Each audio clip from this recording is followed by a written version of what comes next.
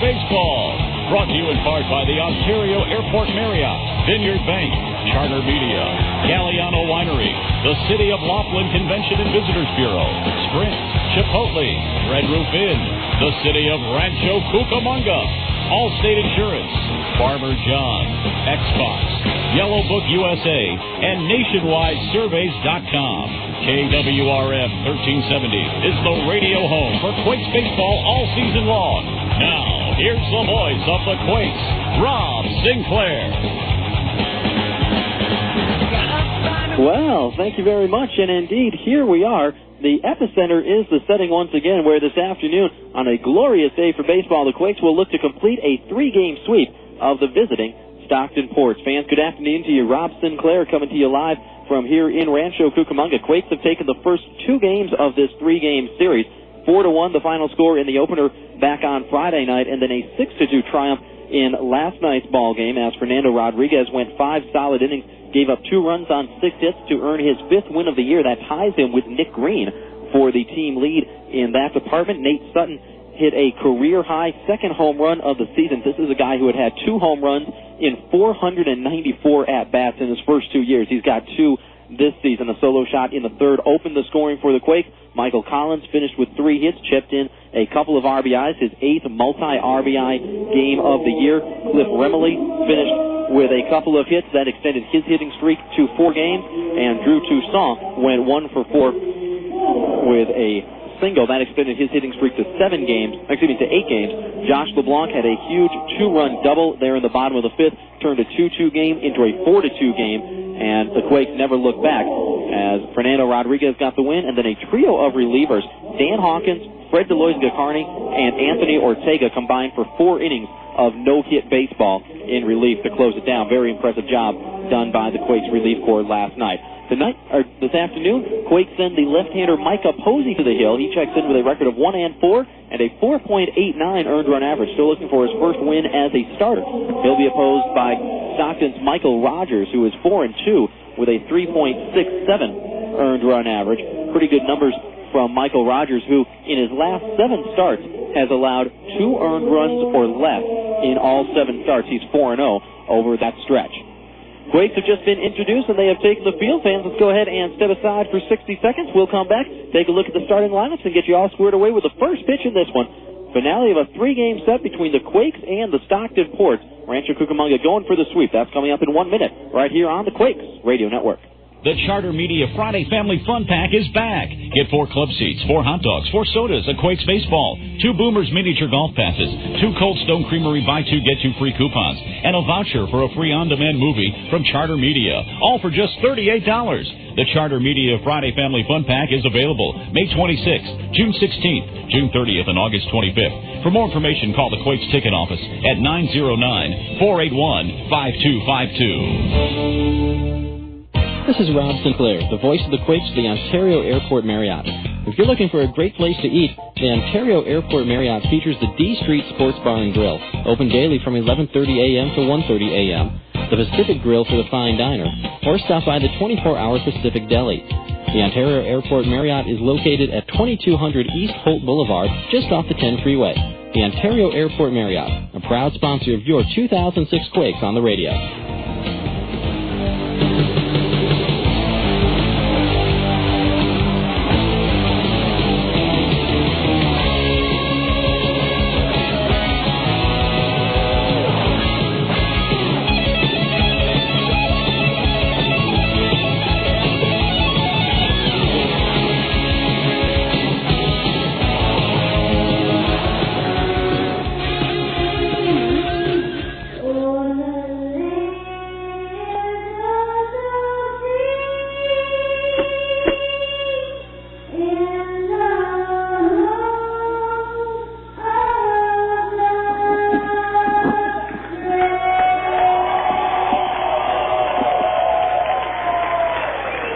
There you hear the end of our national anthem performed this afternoon by Haley DiBiase. She did a great job.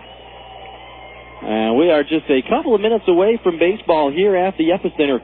Seats still available, fans, if you're just driving around looking for something to do on a beautiful Sunday afternoon. Don't go to a movie. Don't spend your time inside. Come hang out at the ballpark with us. Got some seats available. And should be a good one here this afternoon as the left-hander Micah Posey will begin his warm-up tosses. Let's take a look at how Stockton lines up against the left-hander Micah Posey. Ports coming in with a record of 22-26. They have dropped 3 in a row. They sit 8 games back of the San Jose Giants in third place in the California League Northern Division. Leading it off for the Ports, the switch-hitting shortstop Cliff Pennington. Then it's the second baseman Gregorio Petit, and the center fielder Richie Robnett will hit third.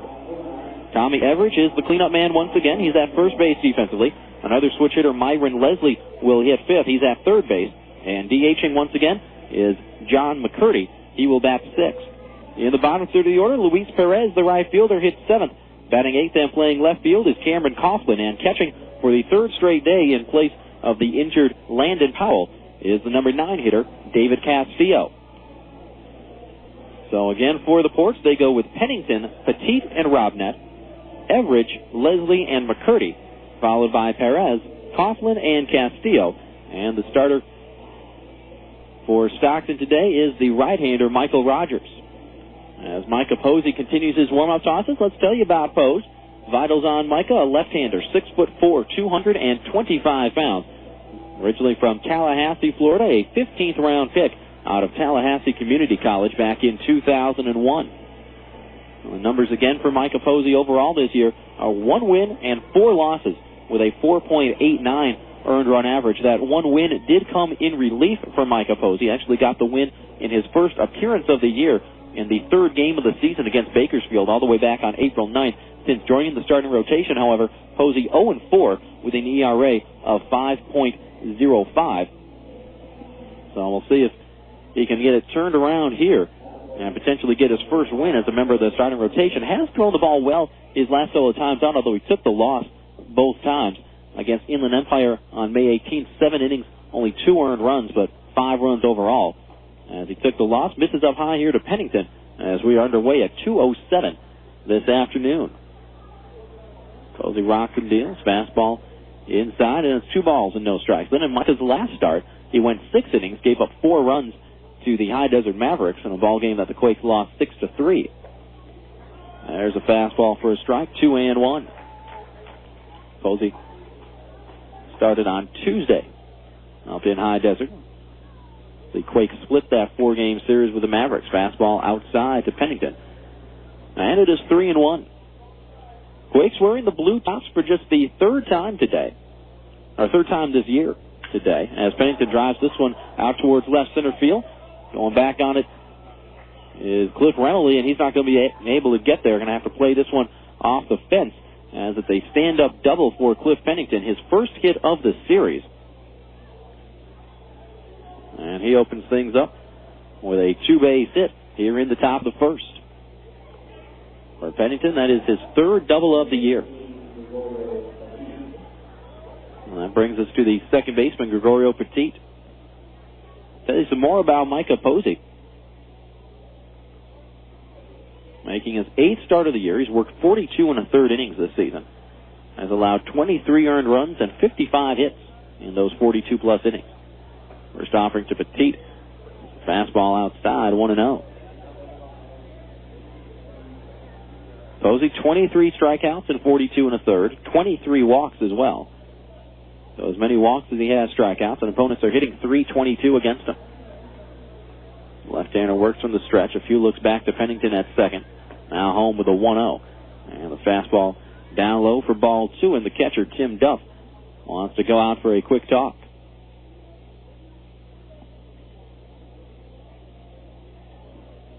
Fans, want to remind you that Quakes Baseball is brought to you in part by Chili's Bar and Grill in Rancho Cucamonga. Located just down the street from the ballpark at 10598 Foothill Boulevard. Enjoy the atmosphere inside or the convenience of Chili's to go. That's Chili's. Live a little. As the conference is over, Tim Duff back behind home plate, and Petit fouls this one down the right field side, out of play. And it is 2-1.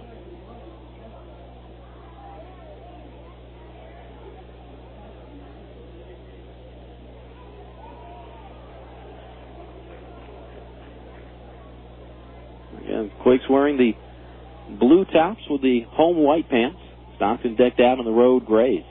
2-1. Nice-looking changeup. A swing and a miss there by Petit as he was way out in front. And the count evens up at 2-2.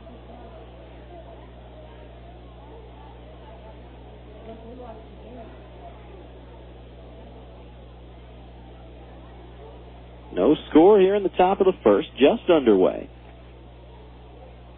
Runner at second and nobody out for the Ports. There's the 2-2 to Petit. Fastball just missed down and in. And it's gone full now, 3-2. Gregorio Petit hitting .239. Couple of home runs and 18 runs batted in. Signed as a free agent out of his native Venezuela in 2001. Payoff pitch, right back up the middle off the glove of Micah Posey. That's going to slow it down a little bit as it trickles into center field. Racing around third and scoring without a throw is Cliff Pennington. And for the first time in this series, the Stockton Ports have the lead as they've taken a 1-0 advantage.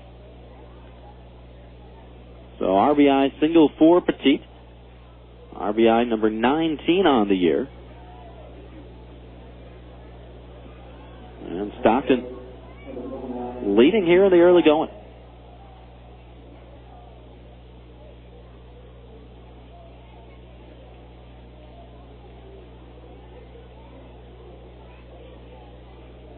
Inning continues. Here's the number 3 hitter, Richie Robnett. First pitch swinging, lines it into left center field over the head of a leaping Sean Rodriguez at short. Remley's going to come up throwing. Throw gets cut off. They're going to get Robnett hung up between first and second. Got to keep an eye on Petit at third base. And a nice job by the second baseman, Nate Sutton, to tag out Richie Robnett, all the while keeping an eye on Petit over there at third. So Robnett will get credit for a base hit to left. Petit goes from first to third on the play. And then Robnett is out as it goes 7-6-4. Remley, the left fielder, fielded that ball, hit the cutoff man, Sean Rodriguez, and then he threw this to the second baseman, Nate Sutton. And they got Robnett rounding first too far. So runner at third, 1 out. And the pitching coach, Eric Bennett, went out for about a 10-second chat with Micah Posey. Quickly back to the dugout is Eric Bennett. As the Quakes will bring the corner infielders in, leave the middle back. Here's the first offering to Tommy Everidge, the first baseman. Curveball outside. It's 1-0.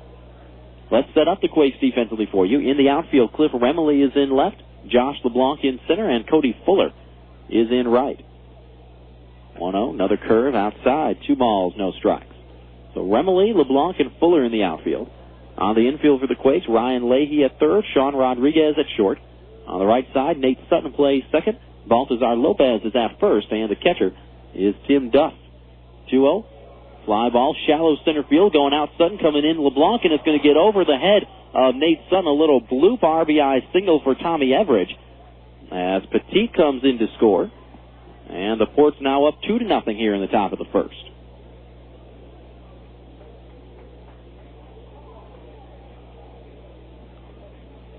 For Tommy Everidge, his team leading 26th run batted in of the season.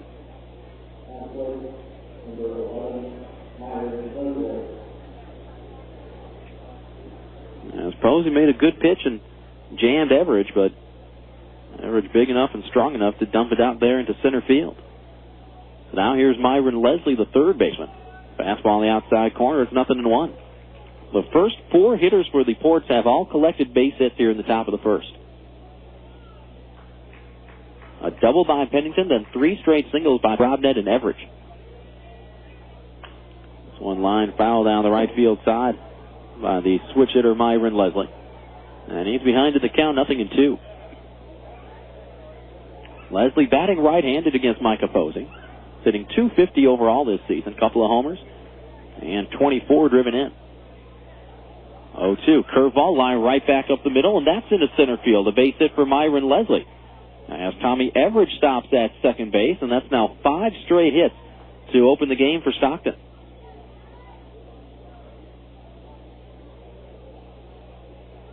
So a rough beginning for Micah Posey, as the only out he's been able to get is when Richie Robnett was caught trying to advanced to second on the throw after he singled. So 2 on, 1 out. And here's McCurdy, the DH. First pitch curveball is outside. It's 1-0. McCurdy, a former first-round pick out of the University of Maryland. 275 average this season, couple of home runs, and 6 driven in.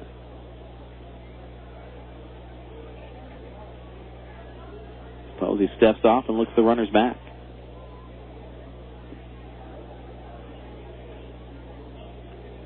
Not great speed on the base pass for Stockton right now. Everidge at second and Leslie at first. Here's a fly ball. Playable for Josh LeBlanc in straightaway center field. He'll put it away. It's the cutoff man as the runners stay put.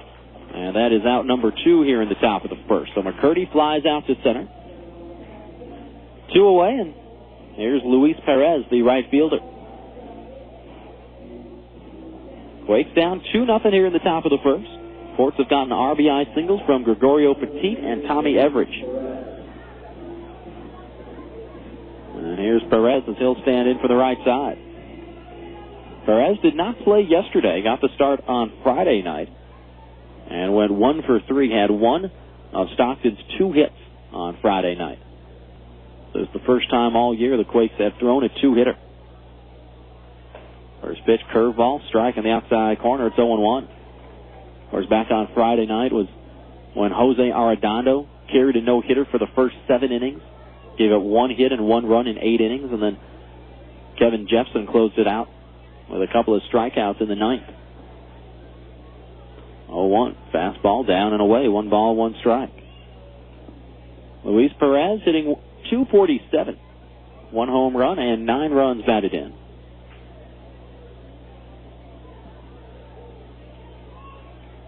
Left-handed pitcher, right-handed batter. Open stance for Perez. Ground ball back up the middle. This should end the inning. Handled by Nate Sutton. He'll carry it to the bag at second himself to force out Myron Leslie. A fielder's choice, 4 unassisted. And honestly, not the worst start that it could have been for Micah Posey. Yeah, the first 5 hitters all got base hits, but Posey limits the damage to only a couple of runs, and it's still very, very early. But Stockton takes its first lead of the entire series, 2 runs on 5 hits. No Quakes errors. Runners are stranded at first and second. We're through our first half inning. It's the Ports 2 and the Quakes coming up. In baseball, it's good to have a player that can do it all. The same is true in business. If you're searching for business telephone systems, voice data cabling, and network services, Accent Computer Solutions Incorporated is the player who can do it all for you. Accent Computer Solutions has been providing state-of-the-art technology to businesses since 1987. They even offer 24-hour service. So call 481-4368 and put Team Accent to work for you. You can also log on to teamaccent.com. Accent Computer Solutions Incorporated. We can handle it. Galliano Winery, located at 1431 Wineville Road in Mariloma, California. In business since 1927, the Galliano family's roots run deep in Cucamonga Valley's winemaking history, offering a unique array of 25 varieties, including award-winning wines as well as custom labels. The Galliano tradition continues to grow in the Inland Empire. Try the latest award-winning wines in a relaxed country atmosphere of the tasting room. Enjoy a tour of our landmark complex or relax in the beautiful picnic grounds. To reach Galliano Winery, call 909-685-5376. That's 909-685-5376. Or stop by Monday through Saturday, 9 a.m. to 6 p.m., and Sunday, 10:30 a.m. to 5 p.m.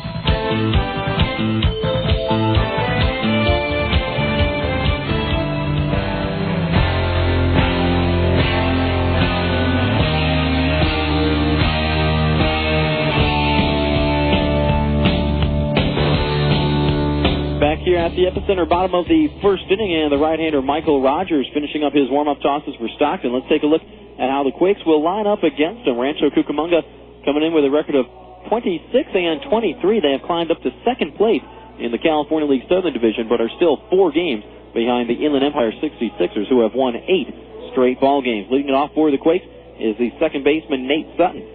Then it's the third baseman, Ryan Leahy, as Freddie Sandoval sits with that strained back once again, and the shortstop, Sean Rodriguez, in the lineup for the 40th straight day, will hit third. Ben Johnson, the switch-hitting DH, is in the cleanup spot. Baltazar Lopez protects him in the 5-hole. Lopez is at first base. And batting sixth, sweet swinging Cliff Pennington, riding that 10-game hitting streak, is in left field. Bottom third of the order, Cody Fuller, the right fielder, hit seventh. Getting the catching duties today is Tim Duff. He'll hit eighth, and rounding things out in the 9-hole is the center fielder, Josh LeBlanc. So again, for the Quakes, they go with Sutton, Leahy, and Rodriguez, Johnson, Lopez, and Remily, followed by Fuller, Duff, and LeBlanc. And the starter, of course, is the left-hander, Micah Posey. As Michael Rogers is ready out of the windup, and a fastball high and away for ball one to Nate Sutton. Right-handed pitcher, left-handed batter. Let's tell you about Michael Rogers. Vitals on him, 6 feet tall, 210 pounds. He's from Tampa, Florida. Fastball strike to even it up. Rogers, a second-round pick back in 2004 out of North Carolina State. 1-1, curve outside, 2 balls and a strike. Rogers, after losing his first 2 starts this season and looking pretty bad in the process, has not lost since. Last loss was on April 13th. The fastball down low, and it's 3-1. In his first start against Modesto, he gave up 7 runs and 3 home runs in 4 1/3. In his next start against San Jose, he gave up 6 earned runs and 4 walks in 4 2/3. There's a strike, and it's gone full 3-2. But since then, Rogers 4-0 and has not allowed more than 2 runs in any of his last 7 starts. Payoff pitch to Sutton in the air, left field, playable for Cameron Coughlin. He'll drift back and puts it away. And that's the first out here in the bottom of the first as the Quakes trail 2-0. So all told on Rogers, he is 4-2 with a 3.67 ERA. And this is his team-leading 10th start of the year.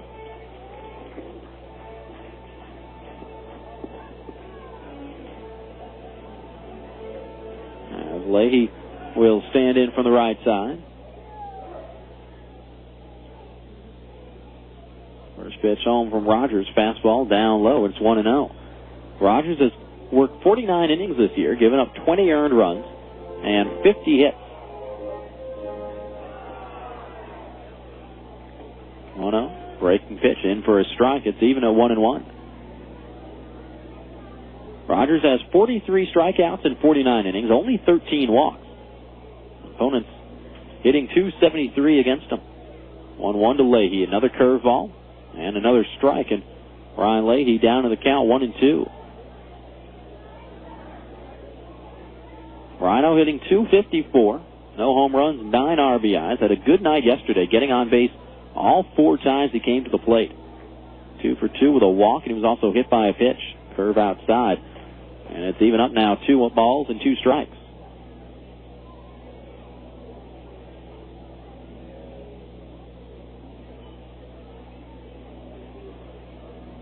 Outfield straight away on Leahy, native of Salem, Massachusetts. 2-2. Popped up first base side, trying to get into the seats, and that one will get out of play. As Tommy Everidge was trying to make a play on there, but just ran out of room. Let's set up the Ports defensively for you. Start in the outfield where Cameron Coughlin is in left, Richie Robnett in center, and Luis Perez is in right field. Maybe the infield in just a second. There's a 2-2 again to Leahy. Fastball down and away. It's gone full. So Coughlin, Robnett, and Perez in the outfield. On the infield for the Ports, Myron Leslie at third, Cliff Pennington at short. On the right side, Gregorio Petit plays second. Tommy Everidge is at first, and the catcher is David Castillo. As Leahy lofts this one into shallow right field, foul ground, and the second baseman, Gregorio Petit, will range over to make the catch. Now that's out number 2 here in the bottom of the first. So Leahy retired, and the bases are empty for the number 3 man, Sean Rodriguez.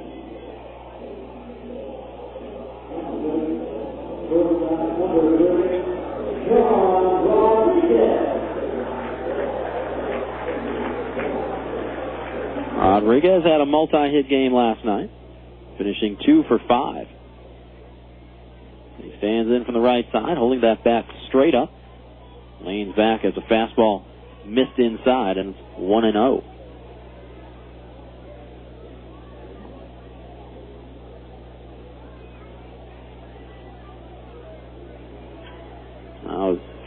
Changeup outside. 2 balls and no strikes.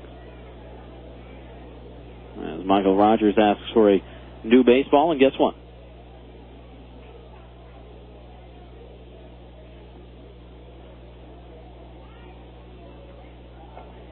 Inside again. 3 balls and no strikes on Sean Rodriguez. Hitting an even 300 on the year. Team leader with 8 home runs. Second on the ball club with 29 runs batted in. 3-0. Fastball. Down low, and that's ball 4. You can see Sean Rodriguez flinch a little bit. Wasn't sure if Michael Rogers was going to get the courtesy strike call there on that 3-0 pitch, but the home plate umpire said it missed low, so Rodriguez walks on 4 pitches, and that will extend this inning for Ben Johnson, the DH.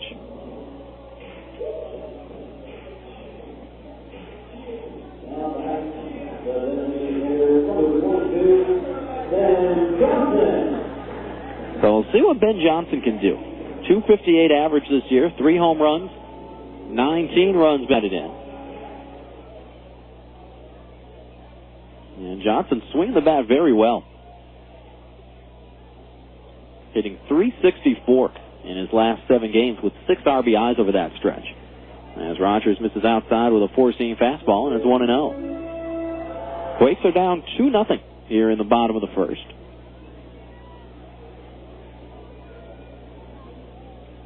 Finale of a 3-game series with the Quakes trying to sweep Stockton. 1-0. Fastball on the outside corner. And it's even now at 1-1.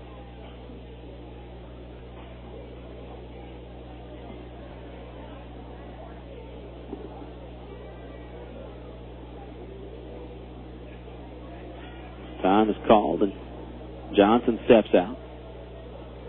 Gorgeous afternoon for baseball here at the Epicenter, folks. It's actually a pretty clear day as well. Have a pretty good view of the foothill mountains out behind the left field wall. 1-1, check swing on a high fastball, and Johnson held up. It's 2-1.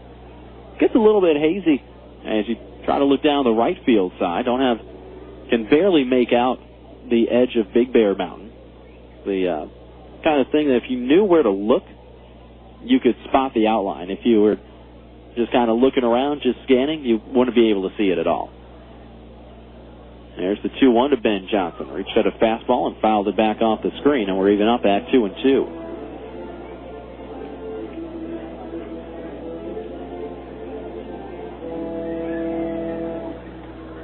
Ben Johnson with almost identical numbers against right-handers and left-handers.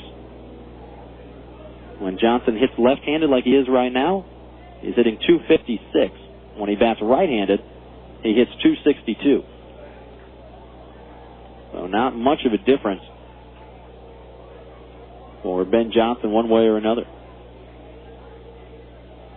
2-2 home to him. Line foul down the left field side. Hit that ball pretty well. Couldn't get around on it, and we'll do it again at 2 balls and 2 strikes.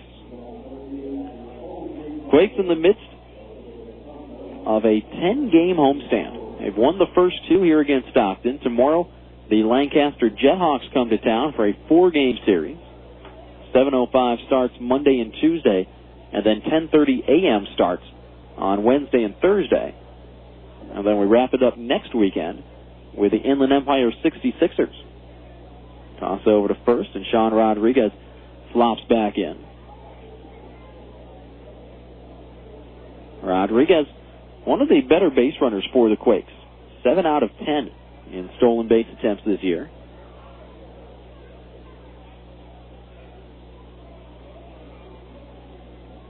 Rogers works from the stretch, and Ben Johnson wants time once again.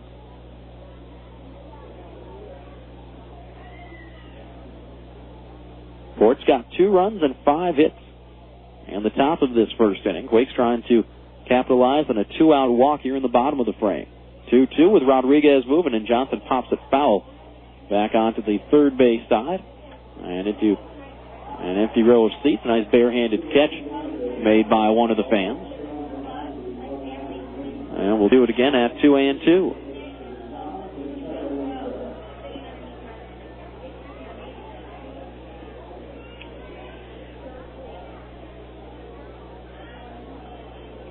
Johnson digs back in. Bobby Mitchell Quakes skipper taking it all in from the third base coach's box.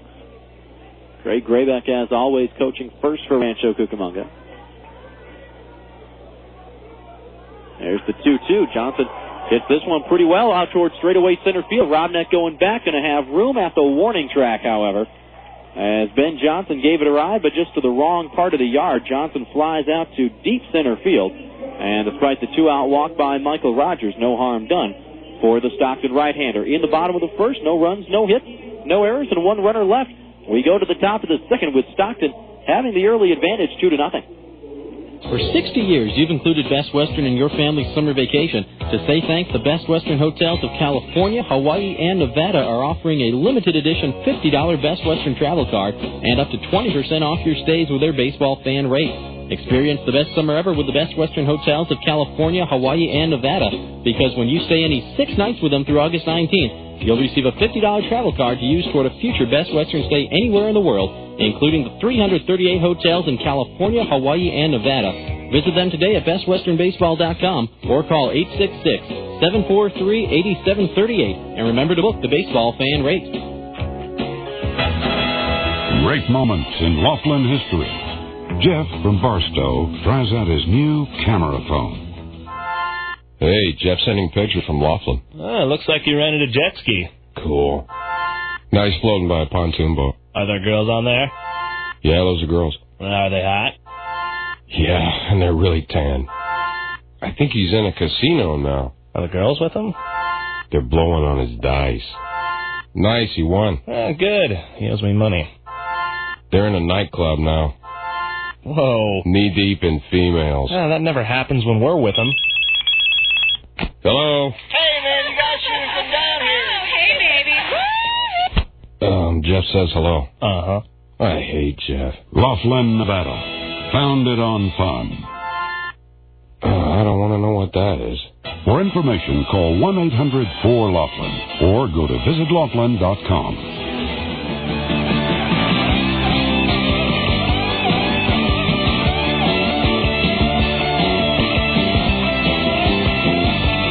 Top of the second, and the Quakes down 2-0. As Micah Posey had to throw a lot of pitches, faced 7 hitters in the first inning. Here in the second, he'll go through the 8-9-1 trio of Cameron Coughlin, David Castillo, and then back to the leadoff man, Cliff Pennington. Fans, want to remind you that Quakes Baseball is brought to you in part by the Outback Steakhouse of Ontario, located at 4492 Ontario Mills Parkway, just across from the Ontario Mills Mall. Outback Steakhouse of Ontario is the home of the world-famous Bloomin' Onion. At Outback, it's no rules, just right.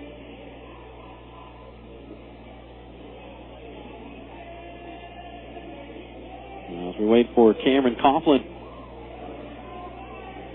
to stand in from the right side. Coughlin, the switch-hitting left fielder, will lead it off here in the top of the second. Micah Posey as the side kicks and deals. And the change-up is in at the knees for a called strike one.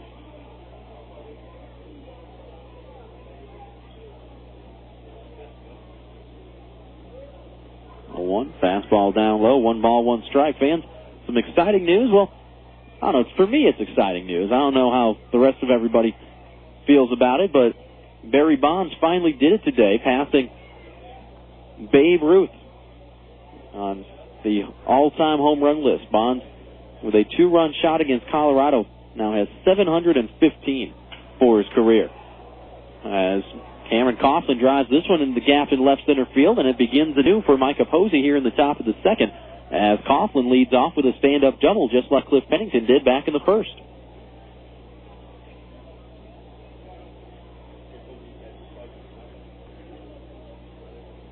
So a leadoff 2-base hit for Coughlin, and that's now 6 hits for the first 8 hitters in this Stockton lineup, as they're having really good success against Micah Posey here in the early going. There's the catcher, David Castillo. Like I say, folks, I don't know how the rest of you guys feel about it, about Bonds passing Babe Ruth, but I'm excited about it. That's baseball history. Whether he cheated to get there or not, it's still baseball history.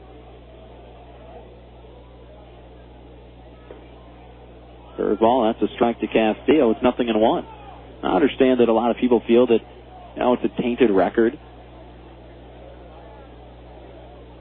And you know what? I can't really argue that point too well, because there's pretty much overwhelming evidence that says that Bonds did use steroids. But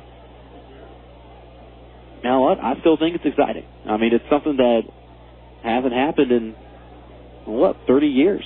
Maybe 30 or 40 years. I'm trying to think of when Aaron passed Babe Ruth. It was about 30 years ago, probably early to mid 70s. Suppose he misses down low to Castillo, and it's a ball and a strike.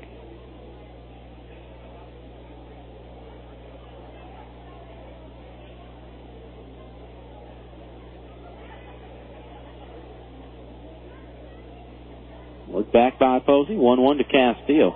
Fouled off into the seats off to our right. Fans will scramble over a couple of different rows to get that one. And it is 1-2.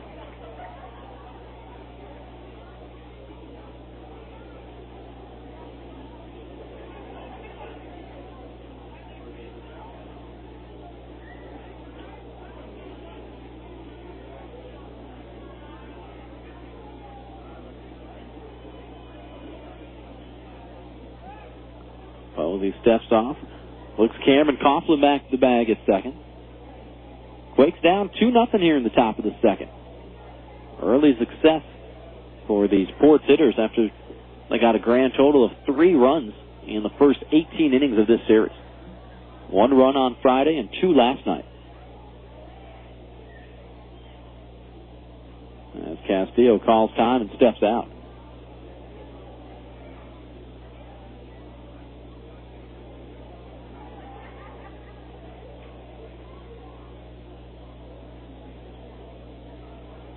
David Castillo batting .242.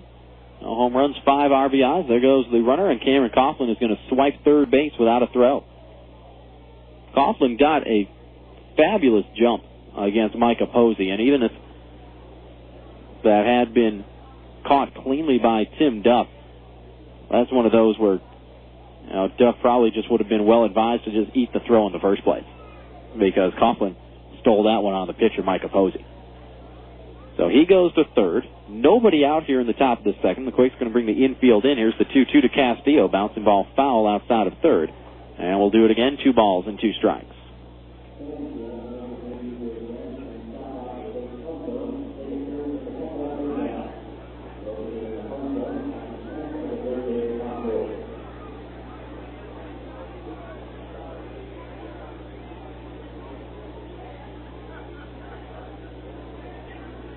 Ryan Leahy, the third baseman, going to go and get a spare baseball and toss it into the seat.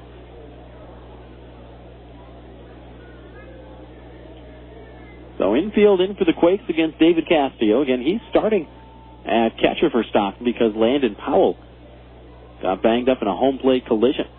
2-2, down low, dropped by Tim Duff.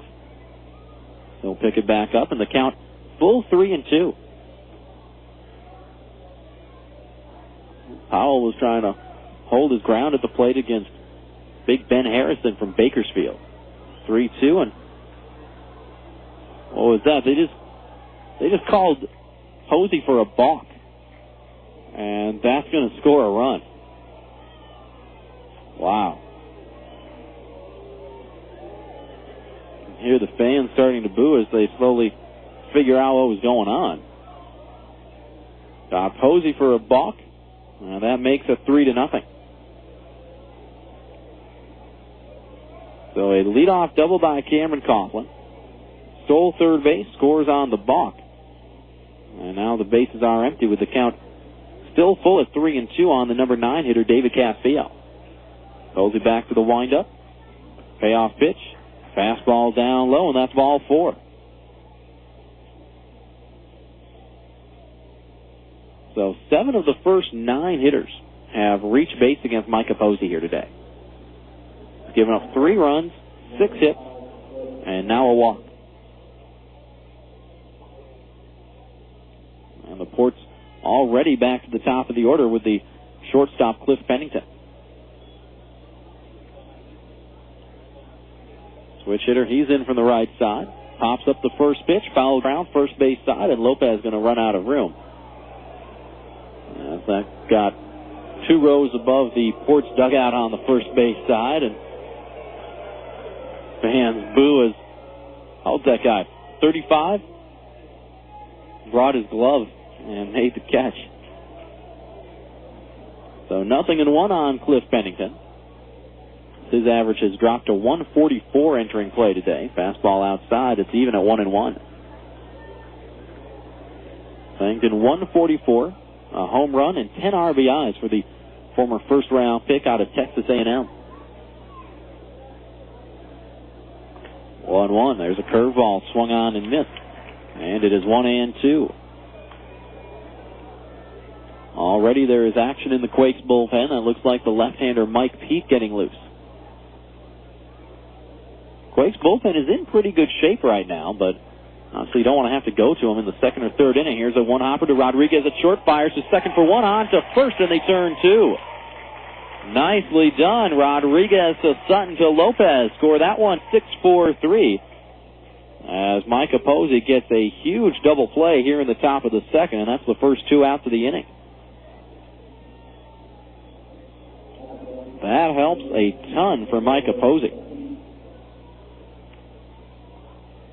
He races the walk to Castillo. Now base is empty and 2 gone.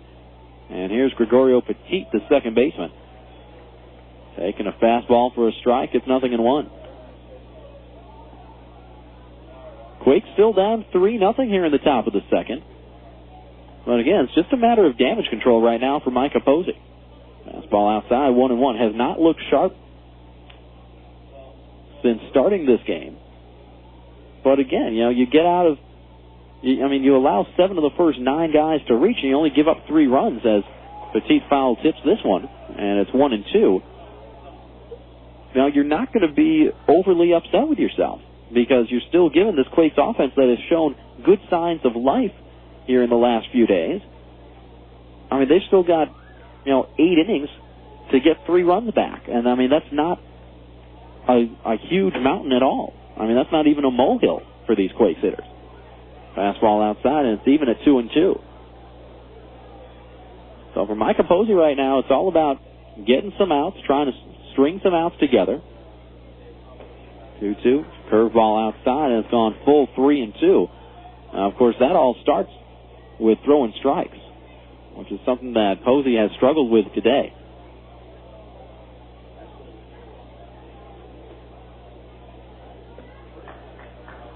As he misses low with a fastball, and that's ball 4, and Gregorio Petit walks. So a couple of walks given up by Posey here in the top of the second. Castillo walked, but was erased on the double play by Pennington, and now Petit walks with 2 outs. And you got to be aware of Gregorio Petit over there at first base. He has stolen 11 bases this year, as Posey will make a throw back over immediately. Now, to be fair, however, Petit does have 11 steals, but he's also been caught 8 times. So not a very good success rate for Gregorio Petit. As Posey will make another throw over. Richie Robnett is the man at the plate. He is 1 for 1. Singled back in the first, but was thrown out trying to get to second on the throw.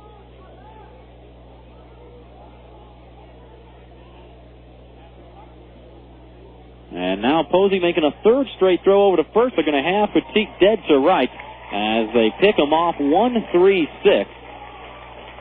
The shortstop, Sean Rodriguez, applies the tag as Petit went sliding into second base. So, all in all, again, folks, not bad damage control from Micah Posey. Gives up a run here in the second after the leadoff double, then gets around a couple of walks, got a double play, and then picked off Petit to end the inning. So Stockton also gets a run on a hit. Coughlin scored on the balk by Micah Posey. 1 run, 1 hit, no errors, and none left. To the bottom of the second we go. As the Ports have the lead, 3-0. When you're looking for a contractor, you want to work with a professional.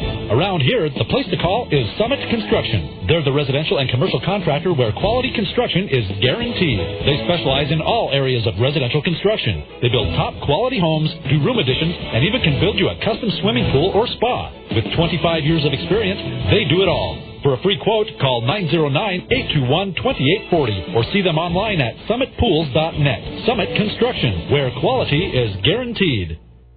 When you apply a pesticide, it can wash off your lawn or garden when you water, wasting money and polluting local waterways. That's because runoff from lawns, gardens, streets, and sidewalks in San Bernardino County drains directly into the Santa Ana River without treatment. And if you are accidentally washing pesticides off your lawn and garden, they will be carried into the river. Here are a few choices you can make to save money and protect our local environment. Follow the directions on the product. Extra pesticide just gets washed off your lawn or garden. Use pesticides sparingly. Spot apply to selected areas rather than blanket apply to the entire lawn or garden. Avoid applying pesticides before a rainstorm. When watering your lawn and garden, make sure water does not run into the street and carry pesticide chemicals with it. Use non-toxic products for your garden and lawn whenever possible. If you must use pesticides, make sure they are in sealed, waterproof containers that cannot leak. When it is time to dispose of leftover chemicals, call 1-800-253-2687 for the Household Hazardous Waste Collection Site near you. For more pollution prevention tips, please call the City of Rancho Cucamonga at 909-477-2740, extension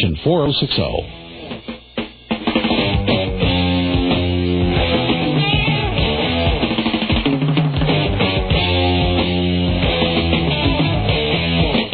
Bottom of the second and the Quakes trailing 3-0 as the right-hander Michael Rogers finishes up his warm-up tosses.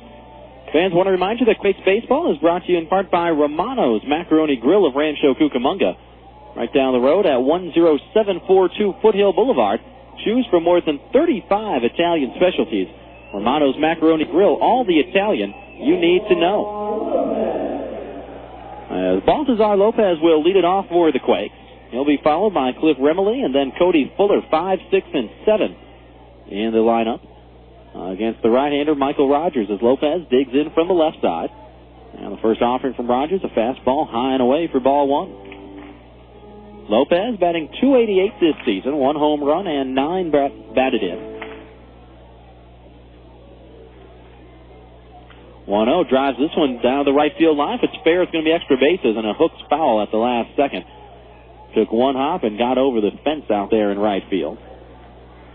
Brought outside the chalk, so a long strike for Michael Rogers, and the count even at 1-1.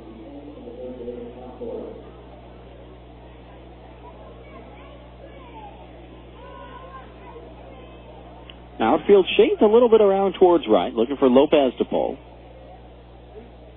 But slightly. 1-1, curveball, broke back in on the inside corner, and it's 1-2. That curveball for Michael Rogers, definitely an 11-5 curveball. If you imagine the hands of a clock, rather than going straight up and down from 12 o'clock to 6 o'clock, has a little side-to-side movement as well. As Rogers went back to that curveball, and Lopez got a piece of it. Bouncing a foul against the backstop, and it's still 1-2.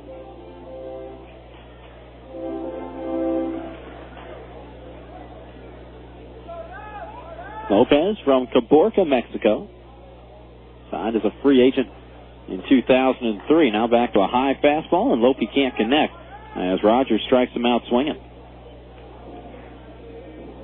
Tell you what, that's pretty tough from Michael Rogers. Go from a 76-mile-an-hour curveball to a 91-mile-an-hour fastball up at your eyes.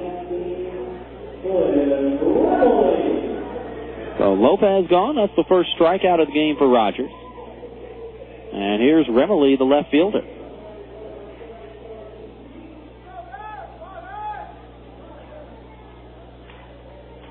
See what Cliff can do, trying to extend that hitting streak to 11 games. First pitch swinging. Foul tipped the fastball. It's 0-1.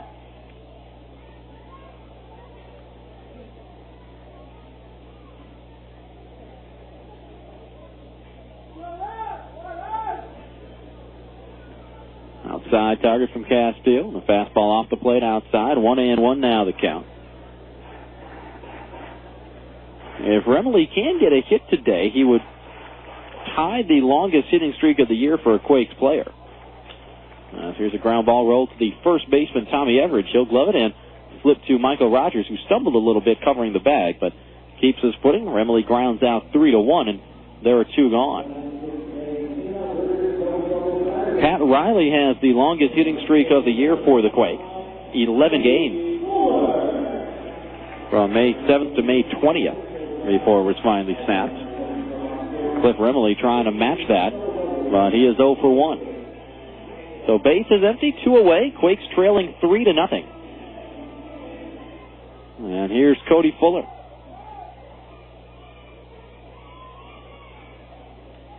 Right-hander against right-hander. And Fuller gets hit by the first pitch. Fastball got away from Michael Rogers, got Fuller on the left arm, maybe left shoulder area. As he tosses his bat away, jogs right down to first base, showing no ill effects. And that keeps the inning going for Tim Duff. So for the second time, the Quakes get a 2-out base runner. Got a 2-out walk from Sean Rodriguez in the first, but left him at first base. Now here in the second, Fuller hit by a pitch with 2 outs. And we'll see what Tim Duff can do. Instead of fastball in the inside corner, it's 0-1. Cody Fuller 6 for 10 in stolen base attempts this year. So he's held at first by Tommy Everidge. Rogers home from the stretch. Fastball missed up and in.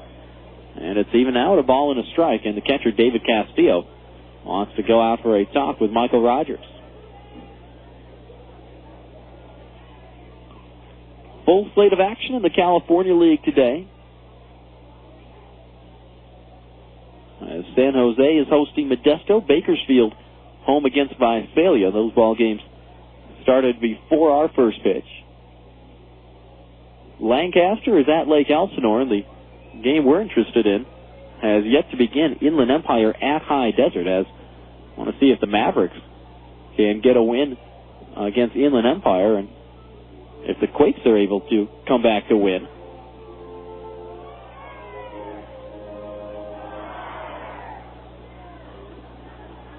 They could cut the margin to just 3 games against the Sixers. The 1-1 to Tim Duff, popped it up.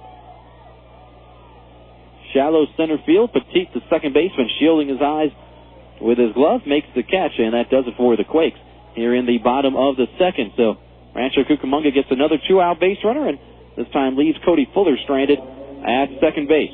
Rogers with a scoreless inning here in the second. No runs, no hits, no errors, and 1 left. We go to the third. Quakes trailing 3-0. Pure energy. Sheer excitement. Sky Sailing at the Warner Springs Airport offers you the chance to enjoy the grace, freedom, and joy of soaring. Sky Sailing offers rides for 1 or 2 passengers in a sailplane. Mention this radio station and get 15% off a 40-minute ride. Give that someone special a flight ticket or treat yourself to the panoramic view of the backcountry in a sailplane. Call Sky Sailing at 760-782-0404. That's 760-782-0404. Open 9 to 5 every day. For more information, go to www.skysailing.com.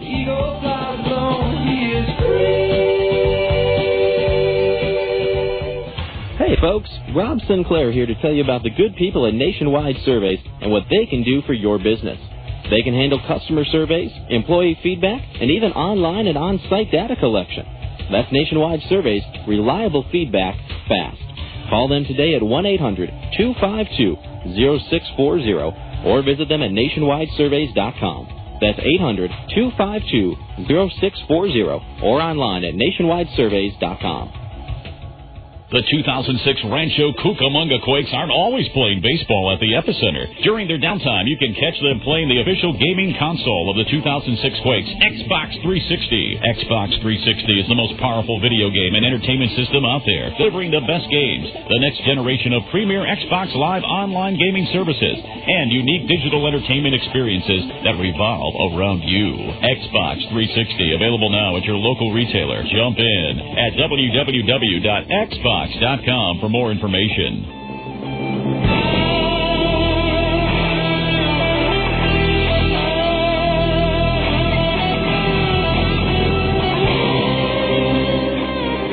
Top of the third here at the Epicenter. The Quakes down 3-0, and the heart of the order due up for Stockton. beginning with the center fielder, Richie Robnett, who looks at a curveball from Micah Posey. A little bit inside. It's 1-0. Robnett, Everidge, and Leslie, 3, 4, and 5. Due up for the Ports.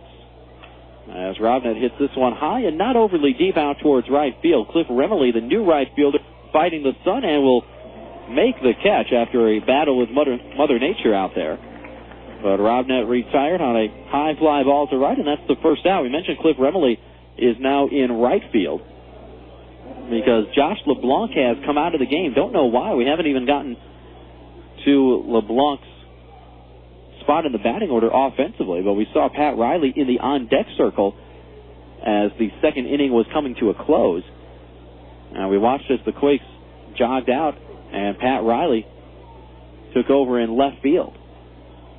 As Everidge looks at a fastball downstairs, it's 1-0. So Pat Riley goes to left.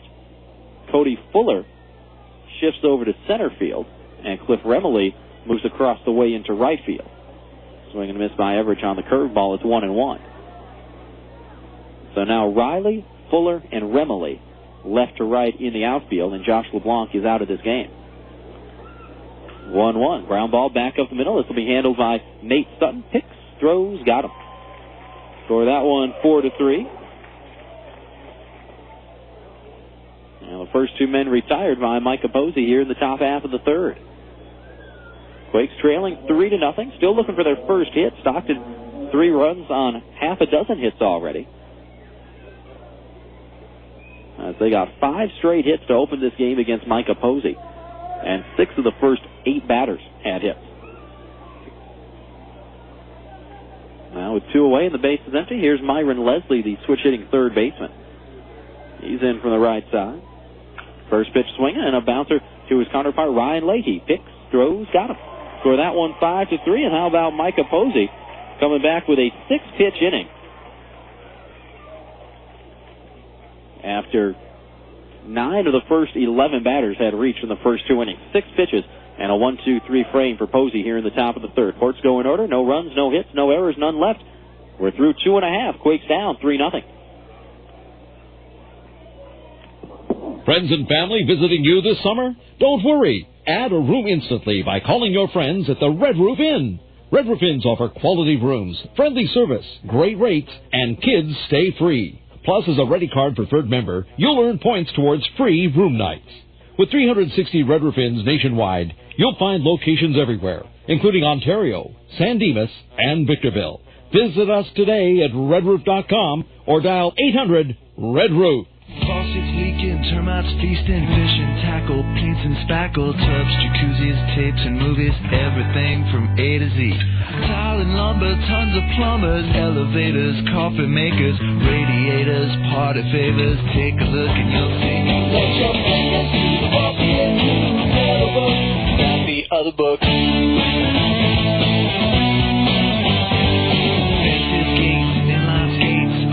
Posers, florists, grocers, water coolers, bakers, jewelers, everything from A to Z. Duct tape, landscape, sit-down mowers, dentists, false teeth, uppers, lowers, wholesale, retail, bomb mail, white whale. Take a look and you'll see. Let your fingers do the walking, yellow book. Let your fingers do the walking, yellow book, not the other book. To place your ad at people's fingertips, call 1-800-YB-YELLOW. Yellow Book, not the other book.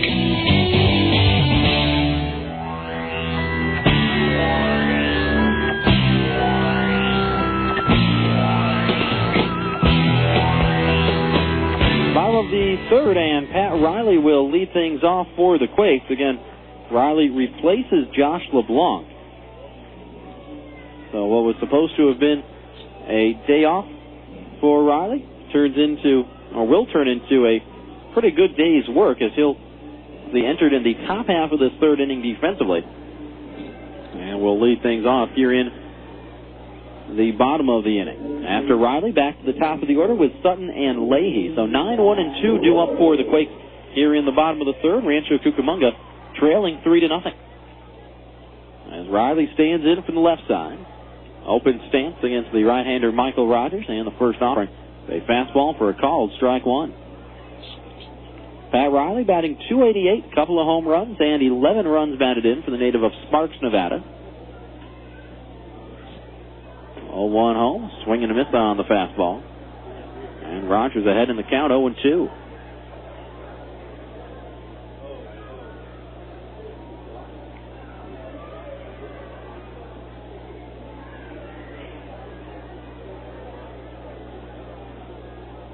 There's a curveball bounced towards one of the Quakes bat boys on the first base side.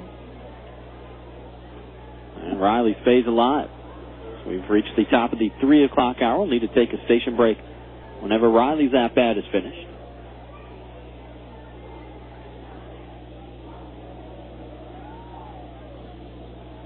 .2 once again. Fastball upstairs. It's a ball and 2 strikes. Riley got the start as the DH yesterday for the Quakes, went 0 for 4. And struck out 3 times. Also drew a walk to get on base. 1-2, fastball high and away, and it's back to even 2 balls and 2 strikes.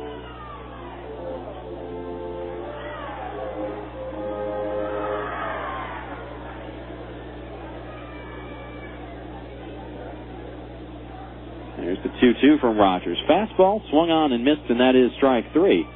Second strikeout of the game for Michael Rogers, and the leadoff man gone here in the bottom half of the third. Fans, we have reached the top of the 3 o'clock hour. Let's step aside for station identification. You're listening to the Quakes Radio Network. You're tuned to Rob Sinclair and Quakes Baseball on AM 1370 KWRM, Corona, California. So base is empty, and back to the leadoff man, Nate Sutton, as he'll stand in from the left side. Nate fly to left after working the count full in the bottom half of the first. And Rogers low and away with a 4-seamer. It's 1-0.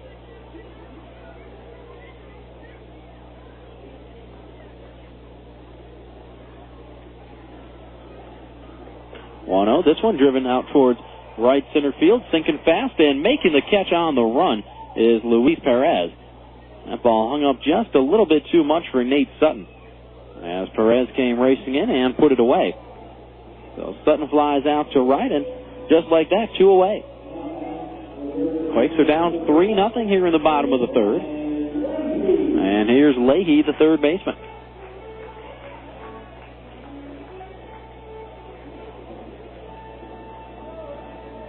As Leahy digs in from the right side, popped up back in the first. And foul ground. First pitch, laid off a fastball inside. It's 1-0.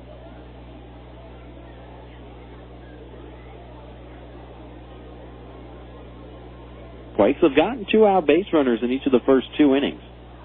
So 1-0 to Leahy. Get hard and pass the third baseman, Ryan Leslie. That's a fair ball down into the left field corner. Extra bases for Ryan Leahy. He'll stop at second with a stand-up double. And right on cue, Quakes get that 2 out base runner here in the third. That's the first hit of the game for Rancho Cucamonga. And for Ryan Leahy, his second double of the year. So Leahy's in scoring position. Let's see if the Quakes can get a run back here. Down 3. And you don't need a 3-run homer here, although it would be nice. You certainly wouldn't turn it down, but hey, start chipping away. Now take advantage of that double. See if Rodriguez can get a knock. Get yourself on the board and just keep hanging around. First pitch to Sean Rodriguez. Curveball. Looked like he checked his swing. They'll appeal, and umpire agrees that Rodriguez held up. And the count 1-0.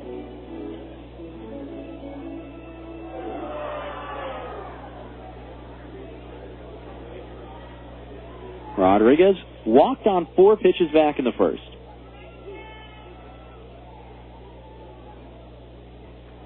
There's the 1-0. Another curveball. That's on the outside corner. And it's even at 1-1. Sean Rodriguez hitting .300. 8 homers, 29 driven in.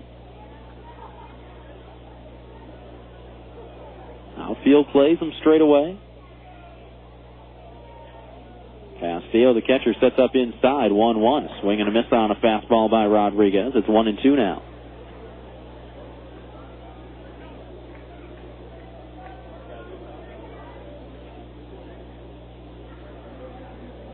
Rodriguez from Miami.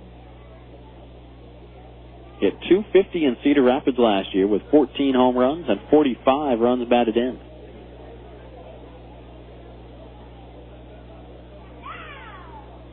1-2, a curveball on the ground to the shortstop, Cliff Pennington. He'll field it cleanly. Throw to first is in time to get Sean Rodriguez. And despite the two-out double, Ryan Leahy stranded in scoring position. And the Quakes turned away empty-handed here in the bottom of the third. No runs after that double by Leahy, first hit of the game for the Quakes. No Stockton errors and a runner left. We're a third of the way through. Go to the top half of the fourth with the Quakes down 3-0. You wouldn't want your favorite sports team to only play offense or only play defense. So when it comes to insurance, why settle for someone that can handle only your auto policy? Bring your home and auto insurance to Allstate now, and you can save big on both. You deserve someone that can assist you more. That's Allstate stand. Are you in good hands? Hey, sports fans, call Allstate agent Tom Brozick at 909-393-4310 today. Subject to availability and qualifications, Allstate Insurance Company, Allstate Property and Casualty Insurance Company, and Allstate Indemnity Company, Northbrook, Illinois. A pitcher's best friend is the double play. It gets them out of a jam. When your vehicle's transmission is in a jam, here's a double play combination for you. Carl's Transmission Exchange and the Transmission Man. Carl's is the oldest transmission shop in Rancho, Cucamonga, keeping you on the go for over 25 years. Find Carl's in Rancho, Cucamonga on 8th Street between Archibald and Hermosa. And visit the Transmission Man in San Bernardino on Baseline between Del Rosa and Sterling. You know, goal of baseball is to get home quickly. The last thing you want to see is some player lollygagging around third when there's going to be a close play at the plate. Well, Farmer John feels the same way about ham, bacon, sausage, and hot dogs. You know, all Farmer John products are made fresh right here in the Southland.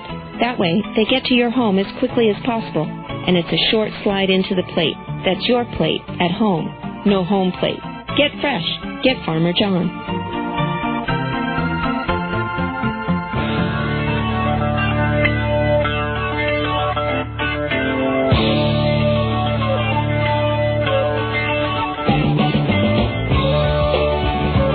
The quick outs continue for Micah Posey as we're underway here in the top of the fourth.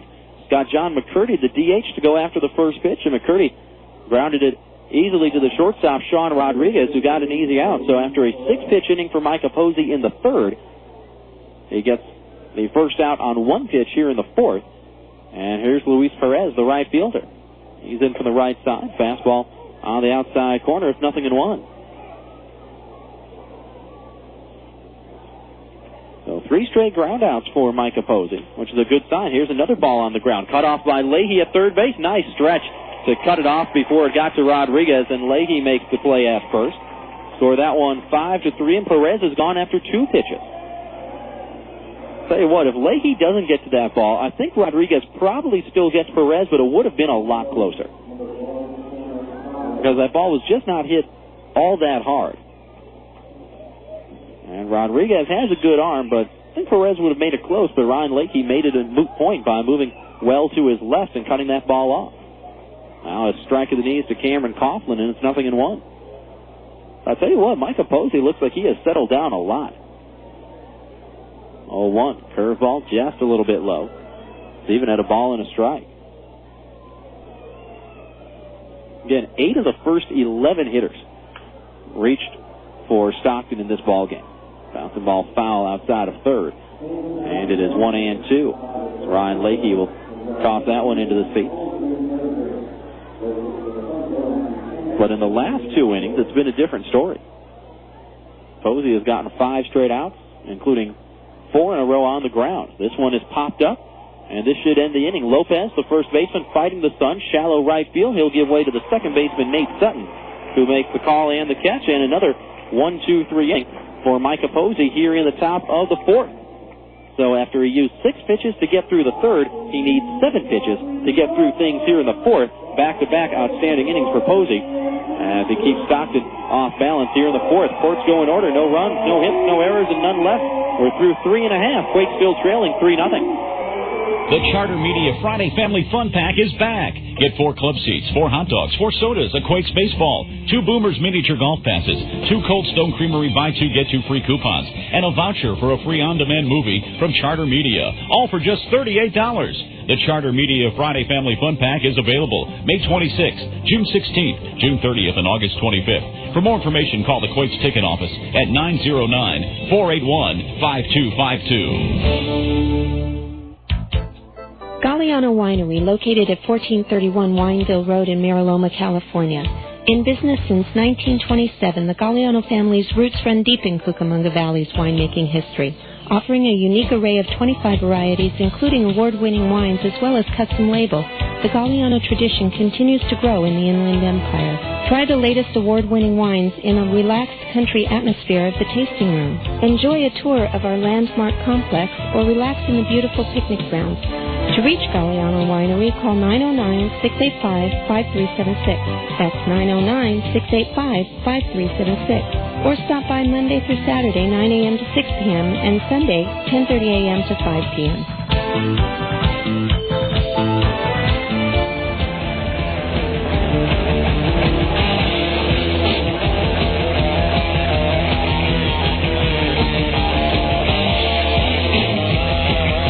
Bottom of the fourth, middle third of the order due up for the Quakes. Rancho Cucamonga trailing 3-0 as they'll have Ben Johnson, Baltazar Lopez, and Cliff Remley 4, 5, and 6 go up against the right-hander Michael Rogers. Fans want to remind you that Quakes Baseball is brought to you in part by Round Table Pizza of Rancho Cucamonga.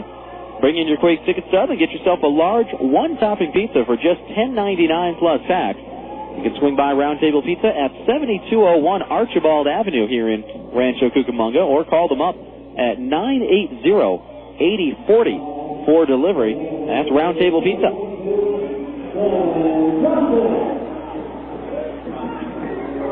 So here's Ben Johnson to get things started for the Qs. Benny hit the ball well back in the first, but flied out to the warning track in straightaway center field. See what he does here in his second at-bat against Michael Rogers. Looks at curveball down and in. And it's 1-0. Johnson, the switch hitter from Bellevue, Washington, and the University of Washington, 23rd round pick in 2004, hits this one out towards center field well once again. Rodnick going back, looking up, and he's not going to make a play on this one. A solo home run off the batter's eye in dead center field. I swing hard. And the Quakes are on the board. It's 3-1.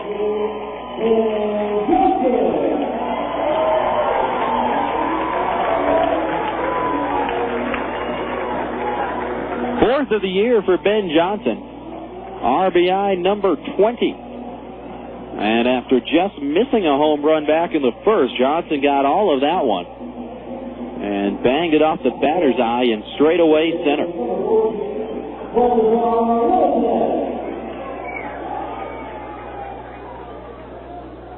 And now here's Baltazar Lopez, the first baseman. Fastball on the outside corner from Michael Rogers, and it's 0-1.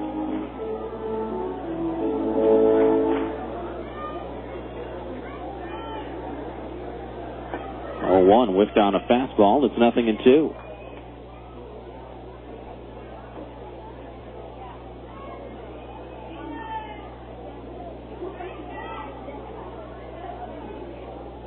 Lopez 0 for 1, struck out back in the second.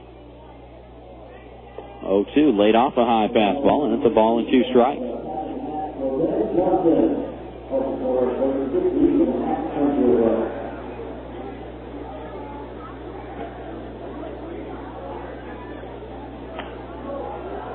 Bouncing ball softly to the first baseman Everidge, got past him, went to the second baseman Petit, and his throw was dropped by the pitcher Rogers. And that'll be a fielding error on Michael Rogers, the pitcher. That was not a very good swing by Baltazar Lopez. It was a curveball down in a way that Lopez tried to pull, and he just ended up rolling it over and grounding it to the right side. But it was hit with a lot of topspin. That's how it fooled the first baseman, Tommy Everidge. Bounced past him, but Petit, the second baseman, was backing it up. The throw to first was a little bit behind Michael Rogers, but that was one that he should have caught. So an error charge to Rogers. And Lopez aboard with nobody out. Here's Cliff Remily. Right-hander against left-hander. Rogers from the stretch. First offering, a fastball, swung on and missed. It's 0-1.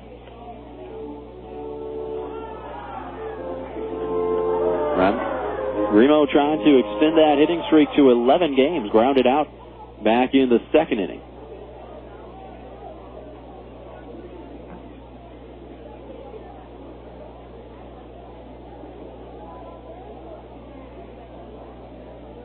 There's the 0-1. Fastball outside. 1 ball, 1 strike.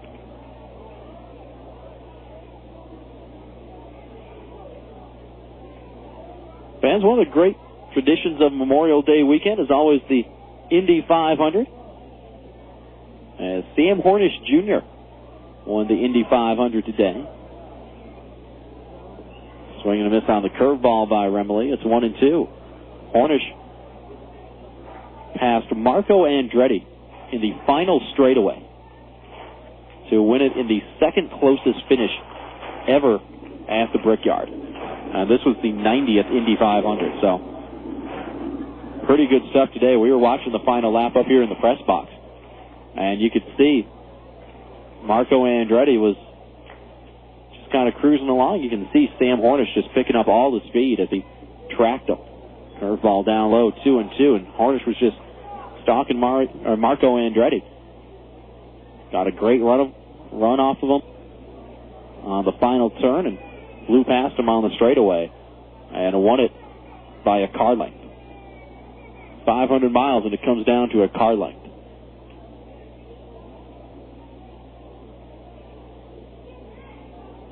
There's the 2-2 to Cliff Remily. Fastball outside. And it's gone full now on Remo, 3-2. Cliff has raised the average up to 336. Raised at 5 points last night with a 2-for-4 performance. And Remily now tied for 5th in the California League in batting average. 336 average.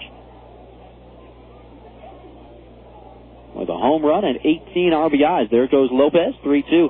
Popped up, third base side, trying to get into the seats. Myron Leslie going to jump on the tarp. And did he make the catch? You're kidding me, he made that catch. Reaching over the rail, standing on the tarp. And Leslie is going to get a round of applause in absolute awe from the fans here at the Epicenter. That's as good a catch as you will see anybody make at any level of professional baseball. Myron Leslie, the third baseman, stepped onto the tarp, reached over the fence, and almost ended up in the front row as he caught the pop-up off the bat of Cliff Remily there on third base.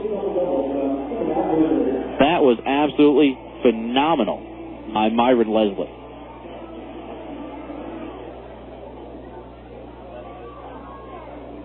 Wow, that's one way to get the first out here in the bottom of the fourth. Toss over to first, and Lopez that duck back in.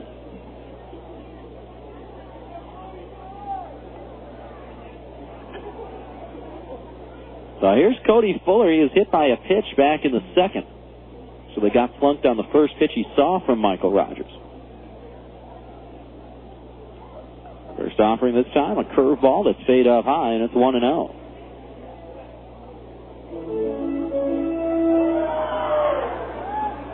Fuller, a .294 hitter on the year. No home runs, 14 runs batted in. Still scuffling as of late. 3 hits in his last 18 ABs. So 167 average in the last week. Lopez on the move, swinging a miss on a high fastball. Throw to second was offline. And a stolen base for Baltazar Lopez. Lopez gets his first stolen base of the year.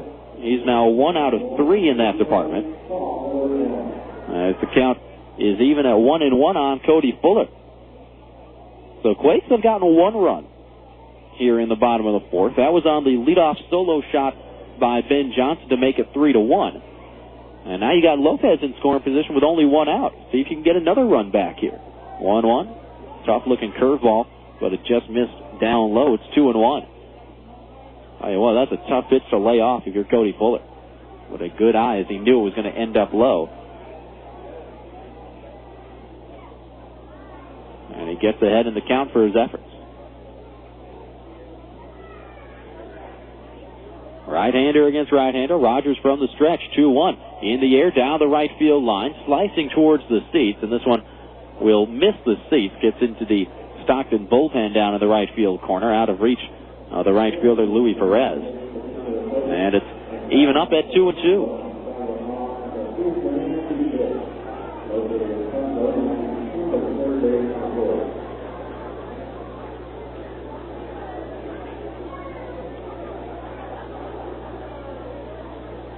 Cody Fuller, 6 feet tall, 190 pounds. 48th round pick out of Texas Tech last year. 2-2. Fastball down the dirt, past the catcher David Castillo, and going to third on a wild pitch is Baltazar Lopez. So the Quakes trying to manufacture their second run here in the bottom of the fourth. Remember, Lopez reached on the error by Michael Rogers, the pitcher, as he dropped the throw at first base from the second baseman Gregorio Petit on a bouncing ball off the bat of Lopez. So that's how Lope got aboard. Then Lopez stole second on a missed hit and run when Castillo made a bad throw to second base that was pretty well offline. And now a wild pitch moves Lopez to third. So we'll see if the Quakes can pick up a run for free here in the bottom of the fourth. Let's see how Stockton wants to play this on the infield. Going to play the infield halfway, it looks like. Okay, so infield playing halfway. So ideally, you'd still like a fly ball from Cody Fuller. 3-2. He'll take a curveball down the dirt for ball 4. And we'll put it on Tim Duff. Second walk given up by Michael Rogers.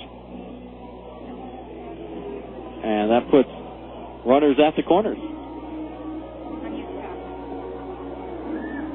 So 2 on, 1 out here in the bottom of the fourth. Quakes down 3-1, but they've got the tying runs on base here.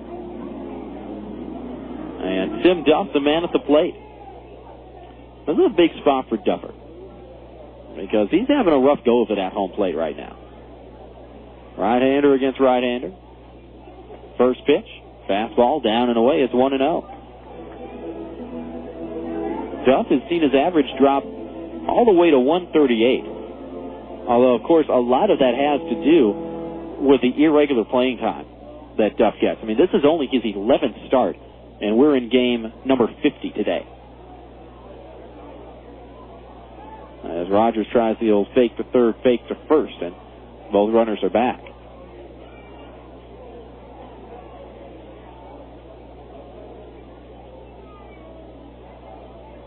I mean, Duff has only had 29 at-bats the entire season. It's very difficult to get into a good rhythm at the plate when you're only seeing, maybe 10 or 15 pitches every 5 days.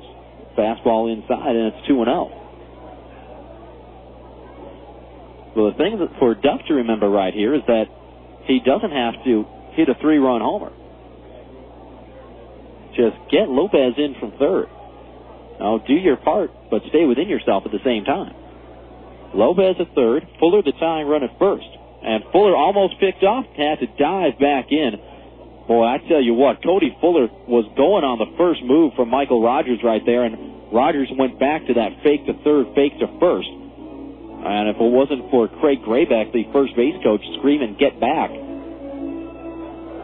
Cody Fuller would have been in a heap of trouble out there at first base, but he does dive back in.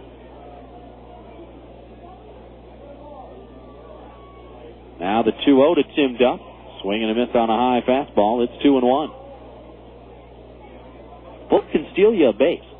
Like we said before, 6 out of 10 on the year. He's aboard for the second time.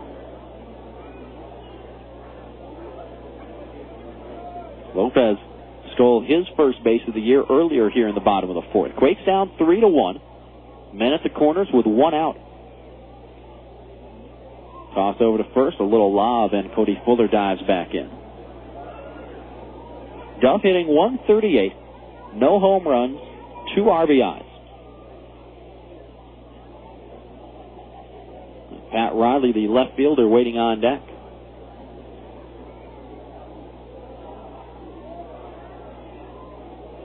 Right-hander against right-hander. 2-1. Fastball, called strike at the knees.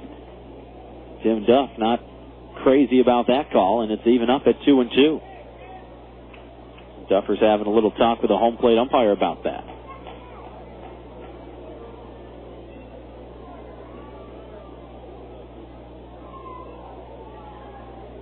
Infield back at double play depth. Here's the 2-2. Fouled back over the screen, and this one will get on to the roof and get out of play. And we'll do it again, 2-2.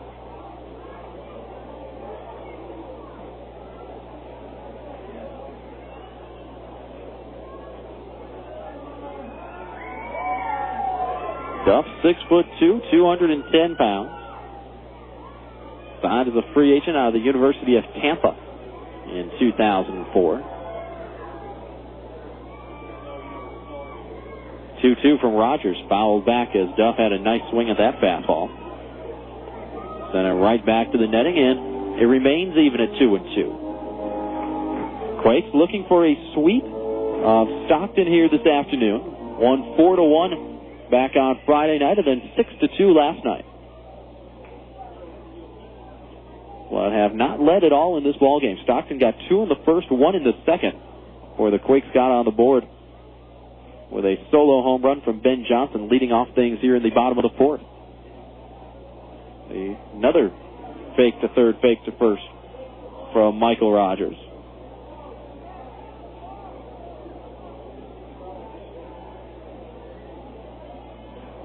Outfield straight away on Duff.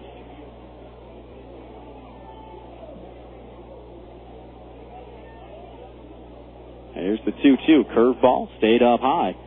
And now it's gone full 3-2. Bobby Mitchell flashes some more signs over there at third base.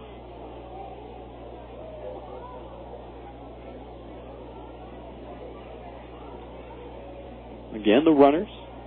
Baltazar Lopez at third. Cody Fuller at first. So Fuller the tying run over there at first base. Duff the potential go-ahead run at the plate. 3-2. Fuller on the move. Swing and a miss by Duff. Throw down to second is past the second baseman Petit and into center field. Lopez is going to come in to score. Castillo threw the ball away, and the Quakes pick up a freebie here in the bottom of the fourth to cut the lead to 3-2.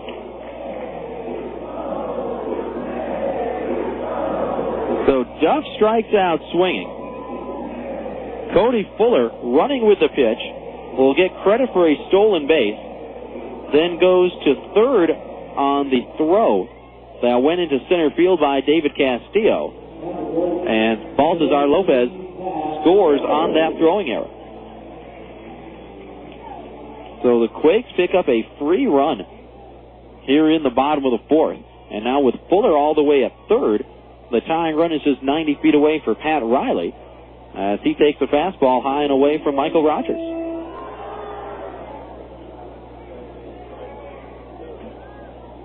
So count 1-0 on Pat Riley. He struck out back in the third. Base hit would be huge right here. Get this ball game squared away. Instead of roller to the second baseman, Gregorio Petit. He'll field it cleanly, throws to first. And that does it for the Quakes here in the bottom of the fourth. But Rancho Cucamonga comes storming back with a couple of runs here in the fourth on only one hit. That was the solo home run by Ben Johnson to open this inning.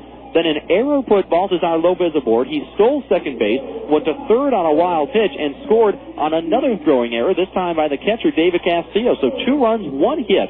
A couple of errors for Stockton leads to the second run, and the Quakes strand Cody Fuller at third base. All set, folks. We're through 4. We go to the 5th, and the Quakes back to within a run, down 3-2. After a big game, the cleanup job that the bleachers need can seem overwhelming. If you're faced with the same sort of dilemma after a day at the office, contact SCS Services. They specialize in industrial and commercial cleaning, and yes, they even do windows, inside and out. For free estimates, call SCS Services in your Yellow Pages, or give them a call at 987-9968. That's 987-9968. SCS Services. Better service, lower prices. Great moments in Laughlin history. Jeff from Barstow tries out his new camera phone. Hey, Jeff sending pictures from Laughlin. Looks like you rented a jet ski. Cool. Nice floating by a pontoon boat. Are there girls on there? Yeah, those are girls. Are they hot? Yeah, and they're really tan. I think he's in a casino now. Are the girls with him? They're blowing on his dice. Nice, he won. Good. He owes me money. They're in a nightclub now. Whoa. Knee-deep in females. That never happens when we're with them. Hello? Hey, man, you guys should come down here. Hey, baby. Jeff says hello. Uh-huh. I hate Jeff. Laughlin, Nevada. Founded on fun. I don't want to know what that is. For information, call 1-800-4-LAUGHLIN or go to visitlaughlin.com.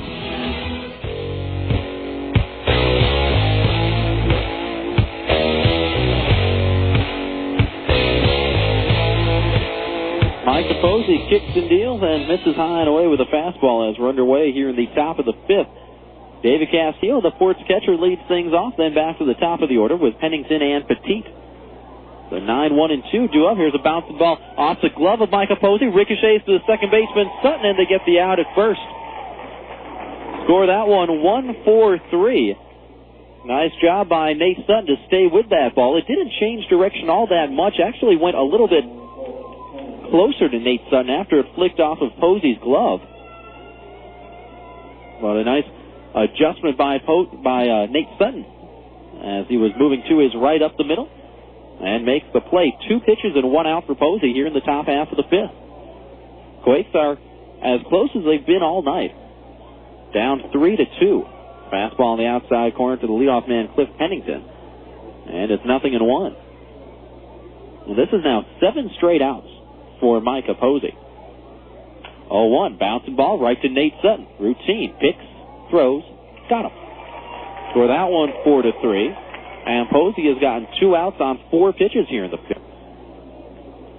Now again, in case you're joining us late, folks, Stockton got off to a big-time start against Micah Posey. The first 5 hitters all had hits. 8 of the first 11 reached base for Stockton. Then, starting in the third, Posey needed just 6 pitches to get through the third, 7 pitches for a 1-2-3 inning in the fourth. He's gotten the first 2 outs here in the fifth on 4 pitches. There's pitch number 5, a strike to Petit, and it's 0-1. So Posey, once he got past those first couple of innings, has been outstanding outside there, and it's even at 1-1. He's recorded 8 straight outs, and what's been important is that 7 of those last 8 outs have been on the ground. Curveball down low, 2-1, because Posey has given up 6 home runs this year.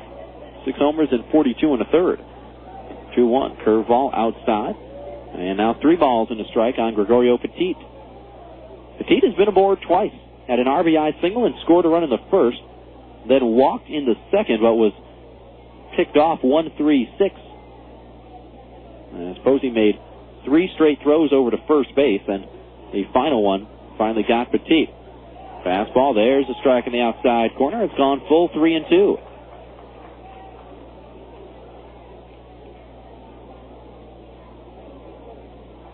Payoff pitch home from Posey. Down low, and that's ball 4. He walks Petit with 2 away here in the fifth. And that will keep the inning going for Richie Robnett, the center fielder. 3rd walk for Micah Posey today.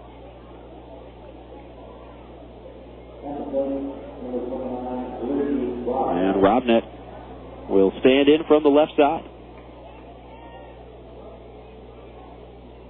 Left-hander against left-hander. Posey from the stretch.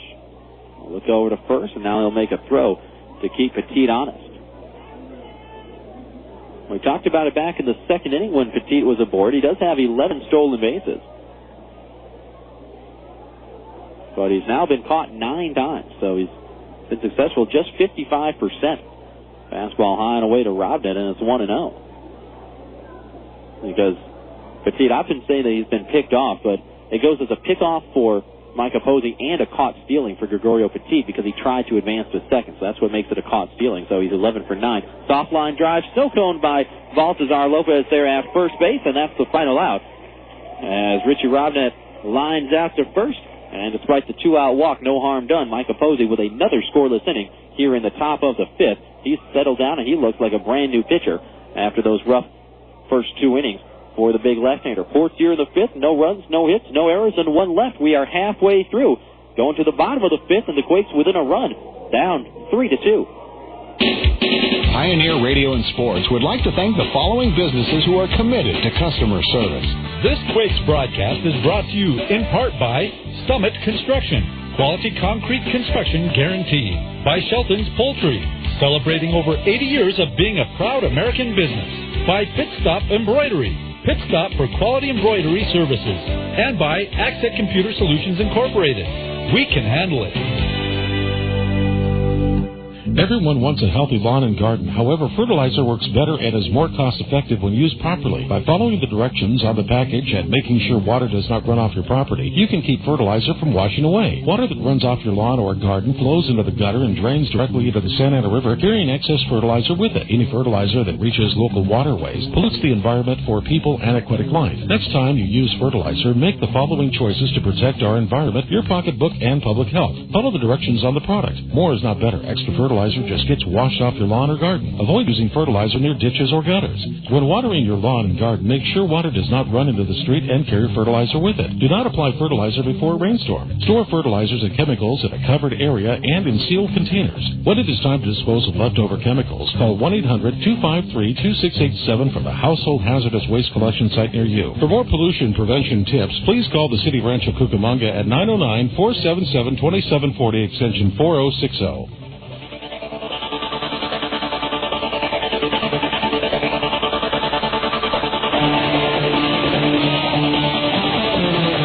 Bottom of the 5th, top of the order, due up for the Quakes with Sutton, Leahy, and Rodriguez. Set to face the right-hander Michael Rogers. Rancho Cucamonga trailing 3-2, but they got a couple of runs against Rogers back in the 4th. See if they can perhaps take the lead for the first time here in the 5th. Fans, want to remind you that Quakes Baseball is brought to you in part by Esther Tacos in Upland. Serving authentic Mexican food 7 days a week, Esther's features tacos, burritos, quesadillas, and fajitas. Give them a call at 946-8111 for catering information, or visit Esther Tacos at the corner of Foothill and Grove in the Red Hill Shopping Center there in Upland, and enter to win free Quakes tickets.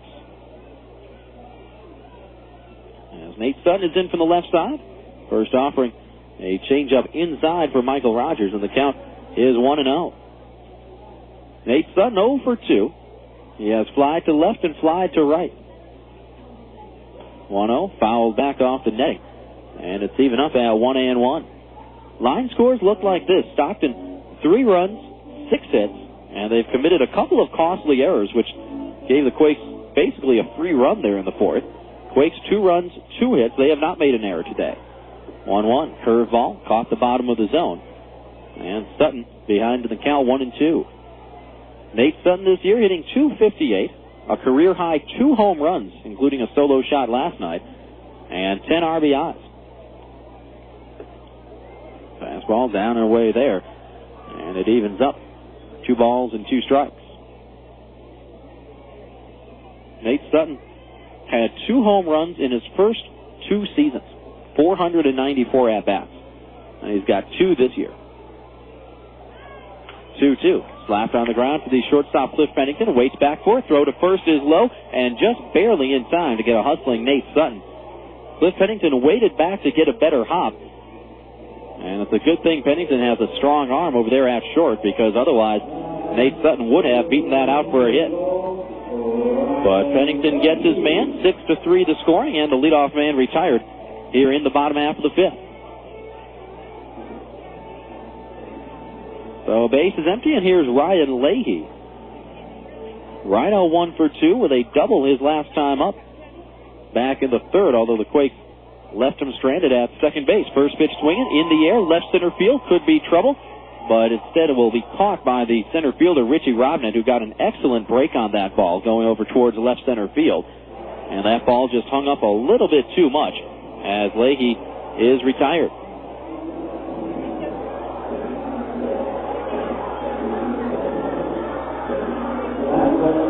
So 2 gone here in the bottom of the 5th. Quakes still down 3-2. Now the base is empty. Here's Sean Rodriguez, the shortstop. Rodriguez in the lineup for the 40th straight day for the Quakes. First pitch, fastball, strike of the knees. It's 0-1.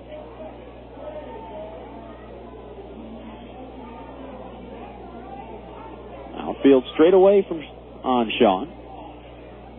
0-1. Fastball driven deep out towards right field, the opposite way. Back on it and looking up is Perez. It's gone. I swing hard. A solo home run the opposite way for Sean Rodriguez, and he's tied it up. A brand new ball game. We're even at 3.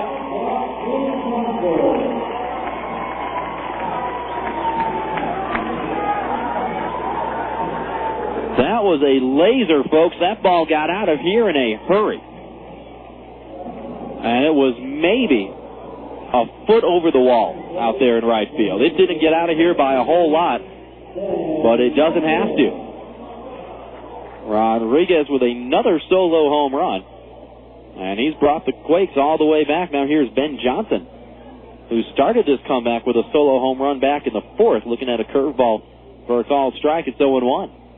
Johnson, a switch hitter, in from the left side. Another curveball that misses outside. And it's even at a ball and a strike.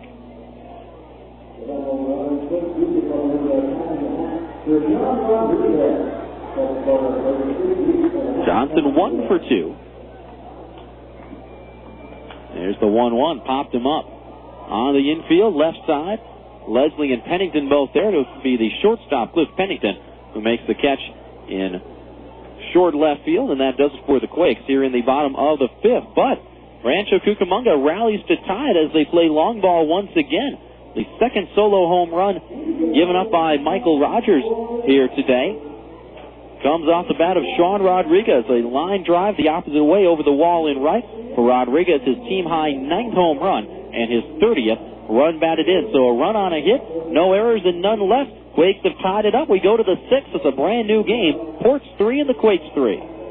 The 2006 Rancho Cucamonga Quakes aren't always playing baseball at the Epicenter. During their downtime, you can catch them playing the official gaming console of the 2006 Quakes, Xbox 360. Xbox 360 is the most powerful video game and entertainment system out there, delivering the best games, the next generation of premier Xbox Live online gaming services, and unique digital entertainment experiences that revolve around you. Xbox 360, available now at your local retailer. Jump in at www.xbox.com for more information.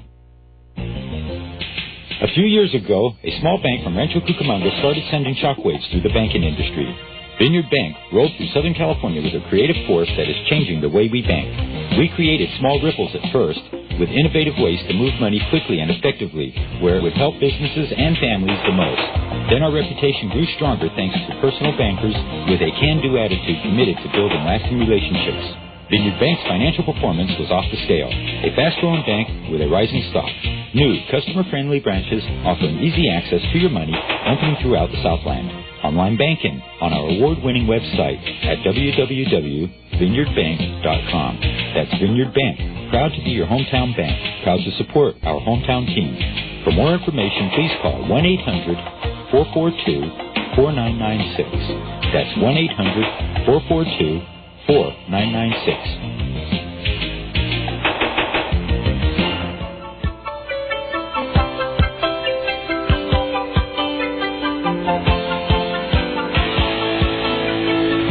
Nothing and 2 to count on Tommy Everidge as we're underway here in the top of the 6th. Quakes have battled back to even this ball game up at 3 runs apiece. 3 runs, 3 hits, no errors for Rancho Cucamonga. 3 runs, 6 hits, and 2 costly errors for Stockton. As here in the 6th, Tommy Everidge will lead things off. He'll be followed by Myron Leslie and then John McCurdy for the Ports. 4, 5, and 6 against the left-hander Micah Posey. Here's the 0-2 on the way, curved down in the dirt. And the count goes to 1-2. Everidge 1 for 2, had a bloop single to center back in the first to bring in a run, and then grounded out in the third. So 1 for 2 with an RBI is Everidge. Left-handed pitcher, right-handed batter, the 1-2. Fastball in the air, right field, slicing towards the seats, and that will get out of play. And we'll do it again at a ball and 2 strikes. Stockton has not had a hit since back in the second. They got RBI singles in the first from Petit and Everidge. And then after Coughlin doubled leading off the second, he stole third and scored on a balk by Micah Posey. And since then, Posey has given up a grand total of 3 walks. And that's been it. Had a run of 8 straight outs at one point. Swinging the ball fouled at the plate. And it's still 1-2. And the Quakes, after Mike Pete was up and throwing in the bullpen back in the second inning, have not had to get anybody else loose in the release corps. Obviously, Posey can't pitch forever, but he has really settled down. 1-2. Line drive just out of the reach of Sean Rodriguez. That's through into center field. A leadoff base hit for Tommy Everidge, as Posey left that fastball up in the zone, and Everidge jumped all over it. His second hit, and the leadoff man aboard for the Ports here in the top half of the 6th. So that brings us to Myron Leslie, the switch hitter. He'll stand in from the right side, 1 for 2 with a ground out his last time up. Quakes have turned 1 double play behind Micah Posey. And they'll look for another one here. First offering, fastball, check swing. Did he go around? Yes, he did. Base umpire rings off Leslie, and it's 0-1. Fans, going back to that Sean Rodriguez home run in the bottom of the 5th that tied this game, that is the 3rd home run in 5 games for Sean Rodriguez. He has really put on a big hot streak. There's another strike to Leslie. And it's 1-2. Rodriguez also homered on Friday night against Stockton. And on Wednesday up in High Desert. There's a slow roller to the third baseman Ryan Leahy. Looked at second. Instead takes the out at first. No chance for that double play because Leslie just didn't hit that ball all that hard. So Leslie grounds out 5-3, but does advance the go-ahead run into scoring position. So Everidge at second with 1 away here in the top of the 6th. That brings us to McCurdy, the DH. He stands in from the right side as fly to center and grounded to short. He's 0 for 2. First pitch curveball from Posey. Down low, and it's a ball and no strikes. Todd Stevenson giving the signs over there at third base for the Ports.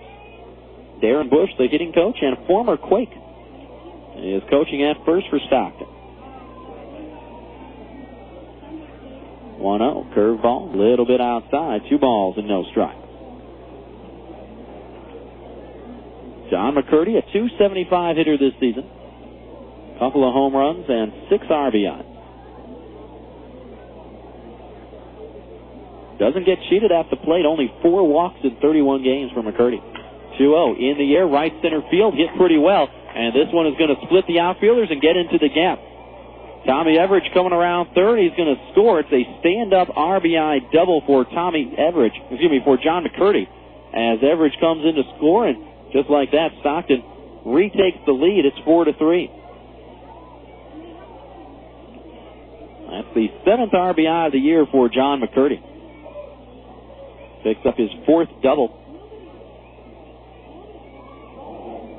And Stockton back up on top by a run.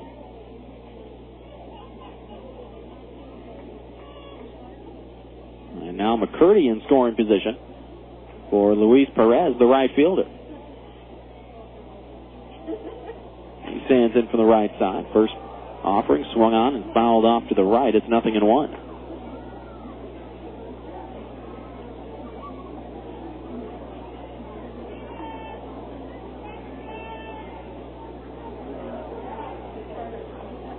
Perez 0 for 2.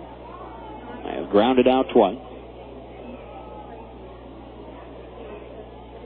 0-1 from Posey. Curveball outside is 1-1. What Micah Posey could really use right here is a strikeout. And he doesn't have one today. As Duff went out for a quick talk with him. In his last start, Posey had just one strikeout in 6 innings against High Desert.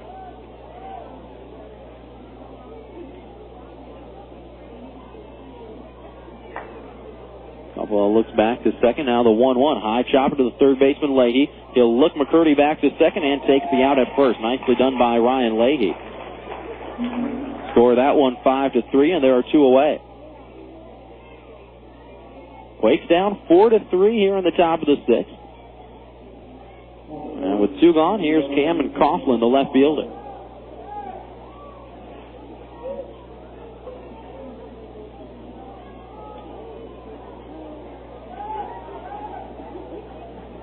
Coughlin, a switch hitter. He's in from the right side, has doubled and scored in 2 trips today.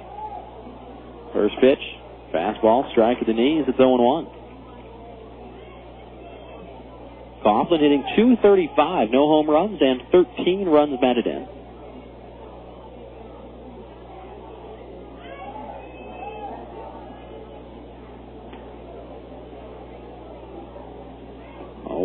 Curveball outside, and it's a ball and a strike. Cameron Coughlin from Malibu, California. That was a Rule 5 pick back in December out of the Rangers organization. Played his college baseball out in Provo at BYU. Played at the same field that I'm sure a lot of these Quakes played at back in Provo. Larry Miller Field. Line drive into center field, racing in. That'll drop in front of Cody Fuller. Here comes the throw home. It's going to get cut off. Now the throw to second is not in time, as Coughlin picks up an RBI single. McCurdy comes in to score, and the Ports are back up on top 5-3 now.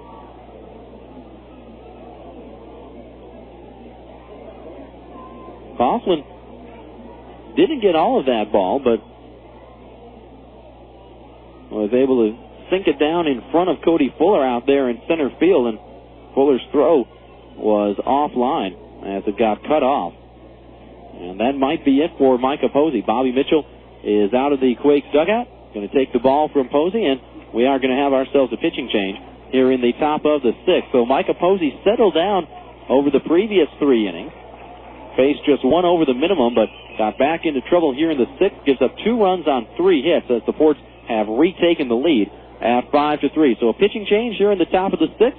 I believe it's the left-hander Mike P., but we'll verify that when we come back. Quakes trailing 5-3. We'll be back in a minute. You're listening to the Quakes Radio Network. You wouldn't want your favorite sports team to only play offense or only play defense. So when it comes to insurance, why settle for someone that can handle only your auto policy? Bring your home and auto insurance to Allstate now, and you can save big on both. You deserve someone that can assist you more. That's Allstate stand. Are you in good hands? Hey, sports fans, call Allstate agent Doug Moore at 909-463-6716 today. Subject to availability and qualifications, Allstate Insurance Company, Allstate Property and Casualty Insurance Company, and Allstate Indemnity Company, Northbrook, Illinois. Tonight's game is being brought to you by SoCal Sportswear in Downey. SoCal Sportswear is the official provider for the LA Sparks and for Long Beach State as well. Your high school or college will enjoy all-star workmanship at all-star prices. Call 562-923-0909. That's 562-923-0909. SoCal Sportswear in Downey will put your name or logo on any type of hat, visor, tank, T-shirt, short, jacket, you name it. SoCal Sportswear in Downey. When you want it done right the first time, 562-923-0909.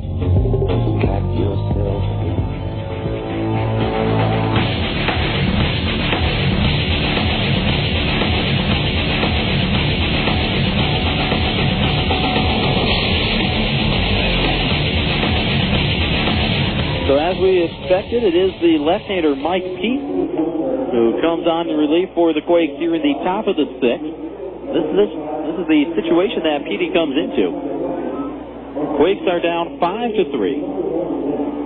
Pete inherits one runner. That's Cameron Coughlin out at second base. They had the RBI single to make it a 5-3 game and then advance to second base on the throw. He's still the responsibility of Micah Posey, so you can't close the book on Pose quite yet. The first man that Pete will face is the catcher, David Castillo.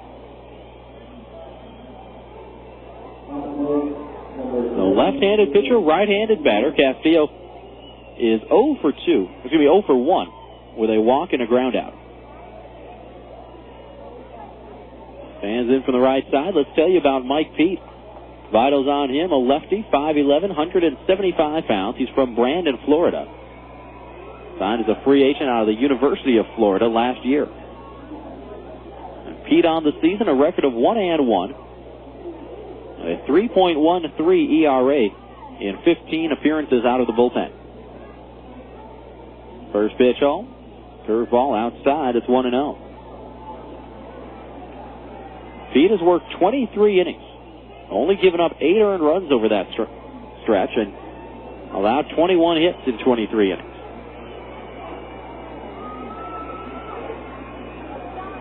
Working from the stretch immediately. Hands held high. Home with a 1-0. Fastball outside, 2 balls and no strikes. Pete with 12 Ks in 23 innings, 9 walks. And opponents are hitting .233 against him.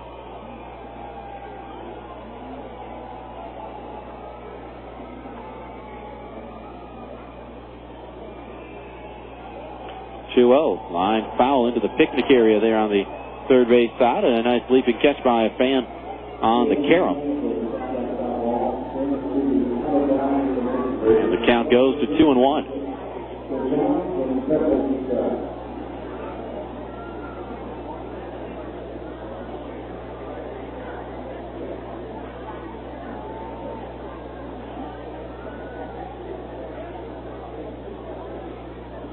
Coughlin, the runner at second. David Castillo this year hitting .242. No homers, 5 RBIs as Pete wheels off and looks Coughlin back to second base.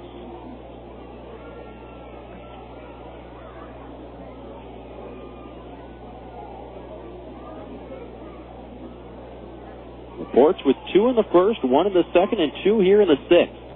Quakes a pair in the fourth and 1 in the fifth to tie it before Stockton untied it here in this sixth inning.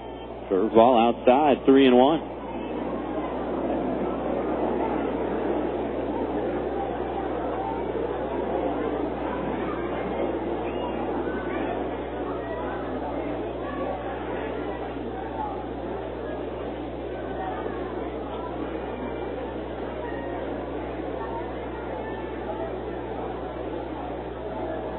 Castillo calls time at the plate and steps out. Fans, how about some big league scores? National League action. Houston in 10 innings defeats Pittsburgh 5-4. Astros were down 4-0 before they got 4 runs in the ninth, and then a run in the 10th to win it. 3-1, down low, and that's ball 4. David Castillo draws a walk. First walk given up by Pete. And now 2 on with 2 out, and back to the top of the order. Here's Cliff Pennington, the 7th man to hit for Stockton here in the 6th.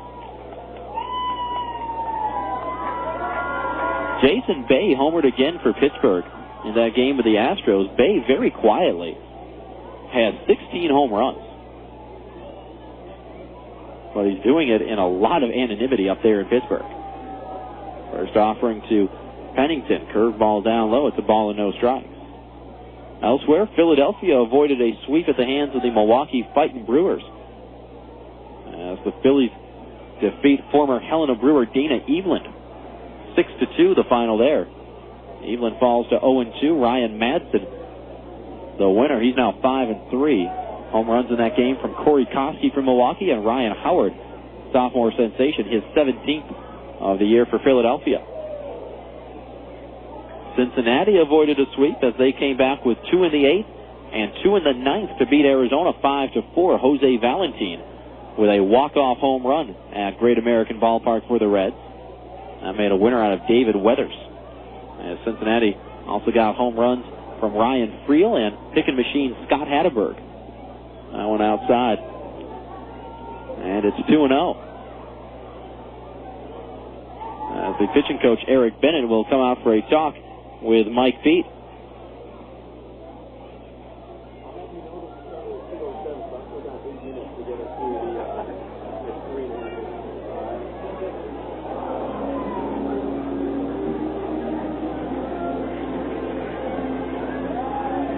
Other big league scores.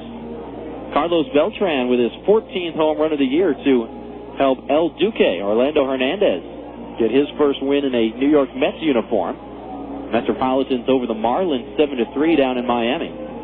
Jeremy Hermida. A lot will be expected of this year and in plenty of years to come for the Marlins. Hit his first home run of the season.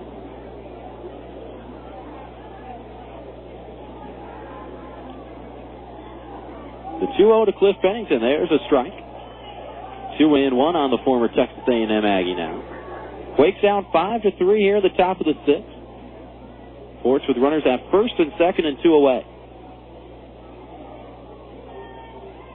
2-1 outside. 3 balls and a strike. Nick Johnson homered twice to lead the Nationals to a 10-4 win over Los Angeles. Alfonso Soriano also hit his 18th home run, and Ryan Zimmerman his 8th of the year for the Nationals. Slow roller, left side, charging in Leahy, flips to second and gets the out. What a play by Ryan Leahy. That is heads-up baseball by the Quakes third baseman. He came charging in and diving, made a little flip to Nate Sutton at second base, and that fielder's choice will end the inning. Great play by Ryan Leahy. He knew he didn't really have a shot at getting Pennington at first. So he takes the out, 5-4 at second base. And that gets Pete and the Quakes out of the inning here in the sixth. But Stockton unties the game. Couple of runs on 3 hits. RBI double by John McCurdy, RBI single by Cameron Coughlin. No Quakes errors. 2 are left. We're through 5.5, and the Quakes have some more work to do. They're trailing once again, 5-3.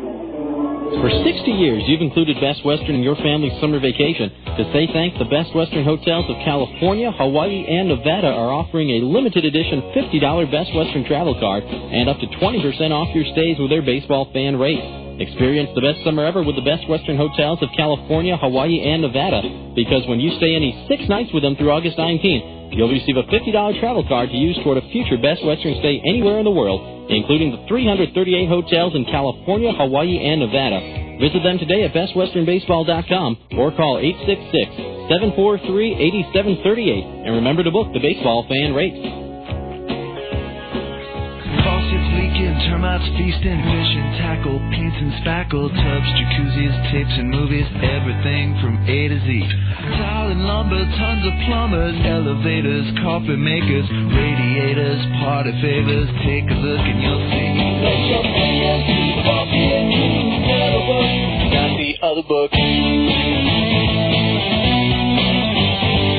Fences, gates, inline skates, artists, posers, lawyers, grocers, water coolers, bakers, jewelers, everything from A to Z. Duct tape, landscape, sit-down mowers, dentists, false teeth, uppers, lowers, wholesale, retail, farm mail, white whale. Take a look and you'll see. Let your fingers do the walking, yellow book. Let your fingers do the walking, yellow book, not the other book. To place your ad at people's fingertips, call 1-800-YB-YELLOW. Yellow Book, not the other book.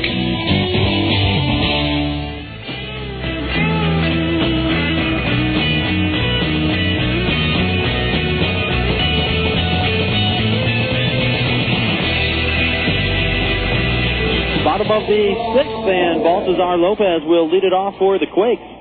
Rancho Cucamonga trailing 5-3. As the right-hander Michael Rogers kicks and deals, and the fastball is low to Lope. It's 1-0. Lopez, Cliff Remley, and Cody Fuller 5, 6, and 7. All due up for Rancho here. Rogers, the right-hander, home out of the windup. Fastball in the outside corner. It's 1-1. Just a couple of minutes past the top of the 4 o'clock hour. We'll need a station break whenever Lopez's at-bat is finished. 1-1, a curveball downstairs, 2 balls and a strike. Lopez 0 for 2. Did reach on an error his last time up in the fourth and then came in to score on another error in that fourth inning. 2-1. Fastball, that's a strike at the bottom of the zone, and it's even at 2-2. Baltazar Lopez batting .288 this season, 1 home run and 9 runs batted in. 2-2 from Rogers. High fastball, swung on and missed, and that is strike 3. Fourth strikeout of the afternoon for Rogers, and the leadoff man gone. Here in the bottom of the 6th. Vance, it's the top of the 4 o'clock hour. Need to step aside for station identification. You're tuned in to the Quakes Radio Network. You're listening to Rob Sinclair and Quakes Baseball on AM 1370 KWRM, Corona, California. So here's Cliff Remley with the bases empty and 1 away. Remo looking to extend his 10-game hitting streak. 0 for 2 on the afternoon. Showing bunt, popped it up, and this one will be caught by the pitcher, Michael Rogers. Good idea by Cliff Remley, trying to get himself aboard and bring the tying run to the plate, but poorly executed as he got underneath it, pops it up, and Rogers, coming off the mound, makes the catch for the second out. So Remley gone, and now here's Cody Fuller, the right fielder. Quakes down 5-3 here in the bottom of the 6th. And Fuller's been aboard twice, although he doesn't have a hit. Was hit by a pitch in the second, then walked and stole a base in the fourth. First pitch swinging. Bounces it foul outside of third. It's 0-1. Told you about Washington beating the L.A. Dodgers 10-4 today. A couple of home runs by Nick Johnson in that one. San Francisco loses to Colorado as the Rocks come back and double up the Giants 6-3, although the big story in that one, as Fuller takes a curveball for a strike, it's 0-2, is that Barry Bonds hit number 715 in the loss. So Barry Bonds breaks the tie with Babe Ruth for second all-time in Major League home runs. 0-2, curveball fouled off as Fuller protected the plate with that swing, and it's still 0-2. Atlanta, in a wild one, beats the Cubs 13-12 at Wrigley in 11 innings. Got a feeling the wind was blowing out in Chicago today. 0-2 outside, and it's 1-2. Look at the home runs for Atlanta. 2 by Edgar Renteria, Andrew Jones, Marcus Giles, Ryan Langerhans, Adam LaRoche, and a guy named Pena, too. Not sure who that is, but 7 home runs for Atlanta in that one. Fouled off again by Fuller. Still a ball and 2 strikes. So Braves hit 7 home runs. Cubs don't hit any, so maybe the wind was blowing out only in the top half of the inning. Then the Cubs came to the plate and it started gusting in. How else do you explain it? One other National League final, San Diego holds off St. Louis 10-8. The final there. Fuller sends this one in the air to right field, playable for Luis Perez. He'll barely move as he fights that bright sun out there in right field, but he makes the catch.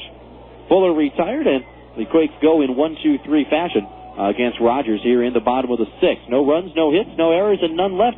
We go to the 7th. Stockton 5 and the Quakes 3.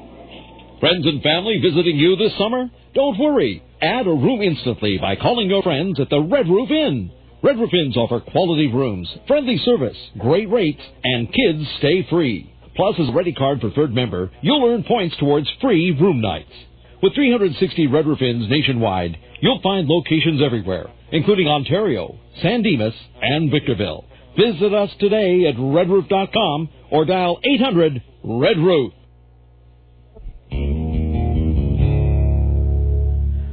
We at KWRM 1370 know that you have a choice when it comes to sports radio, and we also know that you're in the right place.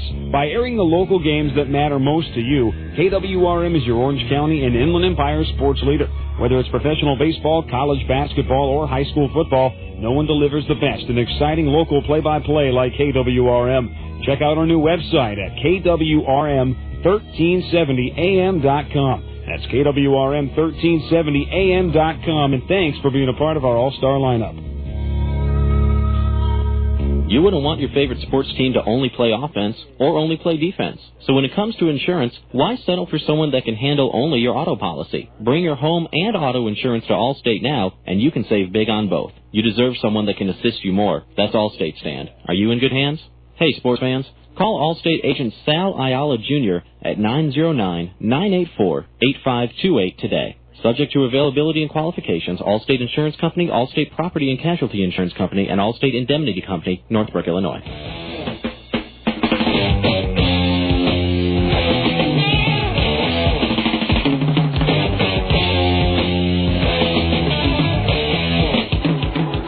Top of the 7th inning here at the Epicenter. Quakes are down 5-3, and the new right-hander, Kevin Lynch, is on in relief. Folks, my name is Rob Sinclair. Thank you so much for spending a little bit of your Sunday afternoon with us here on the Quakes Radio Network, along with my partner in crime tonight, producer and director John Souter, doing his usual great job. And joining me now, the voice of the ports, Bo Fulgenetti. Bo, good to have you on here. Good pronunciation. Most people would get that wrong. But you're an East Coast guy, so I should have expected that. That's right.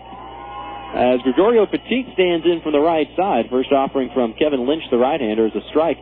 It's 0-1. It'll be Petit, Robnett, and Everidge, 2, 3, and 4 for the Forts here in the top of the 7th.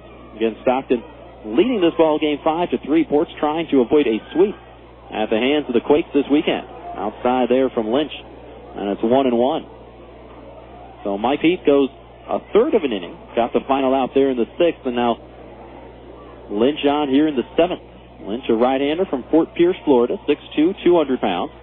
26th round pick back in 2005. His older brother used to play in the A's organization, said that he was in the A's minor league system for about a month this year before he retired. 1-1 home, swung on and fouled at the plate by Petit. It's 1-2. Lynch on the year, a record of 2-1 with one save and a sparkling 1.54 earned run average. He's allowed just 4 earned runs in 23 1/3, and Bo, you look at that crossfire sidearm motion, and you can see why. I mean, it's tough for guys to pick up, especially when they're going righty-righty, like Petit is right now. Yeah, it's amazing. And 1-2, poke back up the middle, handled by Nate Sutton on the backhand. Picks, throws, got him. Score that one 4-3, and that's the first out. There are a lot of people listening probably in this area. Dodger fans know a guy by the name of Steve Schmoll, who I saw in the Florida State League as a guy real tough to pick up with that submarine-type style. And he made a quick descent to the major leagues from the Florida State League because of his delivery and how hard it is to pick up for the right-handers. Yeah. Well, we'll see what Richie Robnett can do. He's in from the left side. Singled back in the first, was thrown out trying to stretch it into a double. Since then has flied to right and lined softly to first base. Fouls this one off the screen. It's 0-1. How about the defense here today, Rob?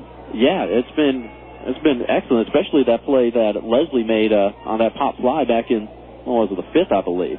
No, I take it back, the 4th against Remily.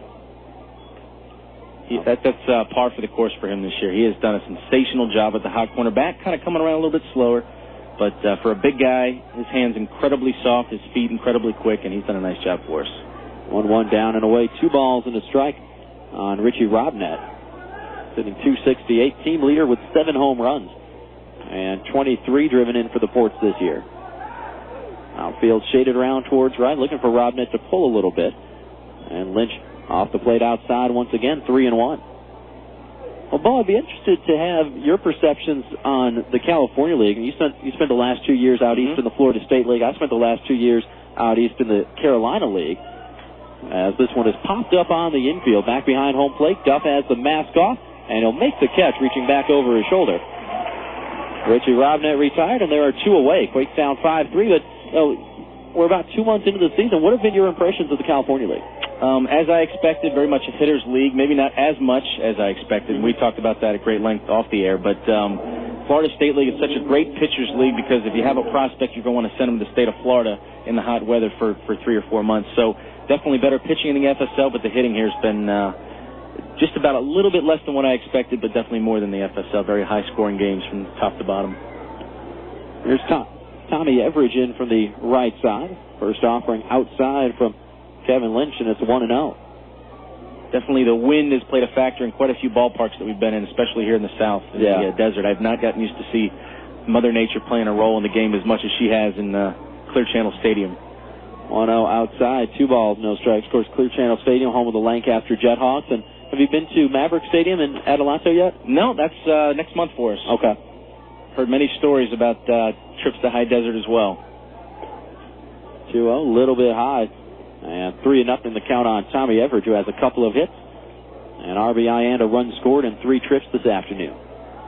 You know, in the state of Florida, you can go to any ballpark and you know that you're in Florida, but in California, north and the south, it seems like there's 2 completely different countries. Yeah. There's the 3-0 for a strike to run it to 3-1. And I've actually yet to make it up to a Northern Division stadium because the one trip that we made up to Bakersfield, I went home for that weekend.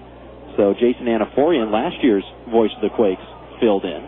The strike to run to 3-2. But when this 10-game homestand is over, we go up to Visalia for 3 and then to San Jose for 3. So we'll get a look at some of the older ballparks there in the Northern Division. Nostalgic. Yeah. We don't say old, we stay nostalgic in this league, apparently. As Lynch misses down and away with the payoff pitch, that's a 2-out walk to Tommy Everidge, and that extends the inning for Myron Leslie. You certainly have, I guess, the best digs in the league here. This is an absolutely gorgeous facility. You can't beat the scenic backdrop of the San Gabriel Mountains. Certainly, as an East Coast guy, much like myself, I'm sure this is a sight for sore eyes for you, as it is for me. There's Myron Leslie in from the left side, looking at a strike. It's 0-1. We were just talking about Myron Leslie and the job he's done defensively, and this is a guy, 6'3", 244 pounds. Honestly, looks like a little bit of a taller version of Terry Pendleton. Yeah, that's kind of the build that he reminds me of. That's a nice comparison. And, again, very quick feet. His hands are what really impressed me. The way he can charge a ball. He never gets eaten up on a tough hop, which for bigger guys, it's kind of a tough thing. But at the hot corner, he holds his own better than anyone that I've seen at third base in this league this year. But I may be mistaken. We haven't, had played High Desert. But, again, just waiting for the bat to come around. Hits from both sides of the plate. Good contact hitter. We heard about the power numbers for him last year in Kane County. Again, haven't seen him yet, but we just know it's a matter of time with him. There's the 1-1 changeup and a strike on the edge of the outside corner. It's 1-2. Leslie today 1 for 3, singled in the first. Since then has grounded out twice to his counterpart at third base, Ryan Leahy, in the third, and then again in the sixth. Quakes down 5-3 here in the top of the seventh. 1 on, 2 out for Stockton. 1-2 outside with a fastball, and it's 2-2. So what's been the biggest difference from you from the Carolina League to the California League? Well, I think it's been the hitting. But again, like yourself, you hear so many stories, and everything gets exaggerated. Absolutely. When you're not in the California League. Another toss over, and again, Everidge dives back in. Well, it's like we were talking the first day that you guys got here, and I was saying I came out here thinking everything was going to be 12-10 or 13-8, and it hasn't been that way. And I think that's. I think it will change a little bit once the weather warms up. Pitch down in the dirt, and Tim Duff couldn't find it. Sliding into second on a wild pitch is Tommy Everidge. And now Everidge in scoring position as the count is full on Leslie. But also, I think you have to look at the players. There have been a lot of good hitters that have graduated from this league in the last couple of years. Brandon Wood, who was here last year, was the league MVP. He's gone. Connor Jackson was in this league a couple of years ago, or maybe I'm thinking about Carlos Quentin from Lancaster. But he's gone too. So there have been a lot of big bats that have gone, and I really have been impressed by the pitching.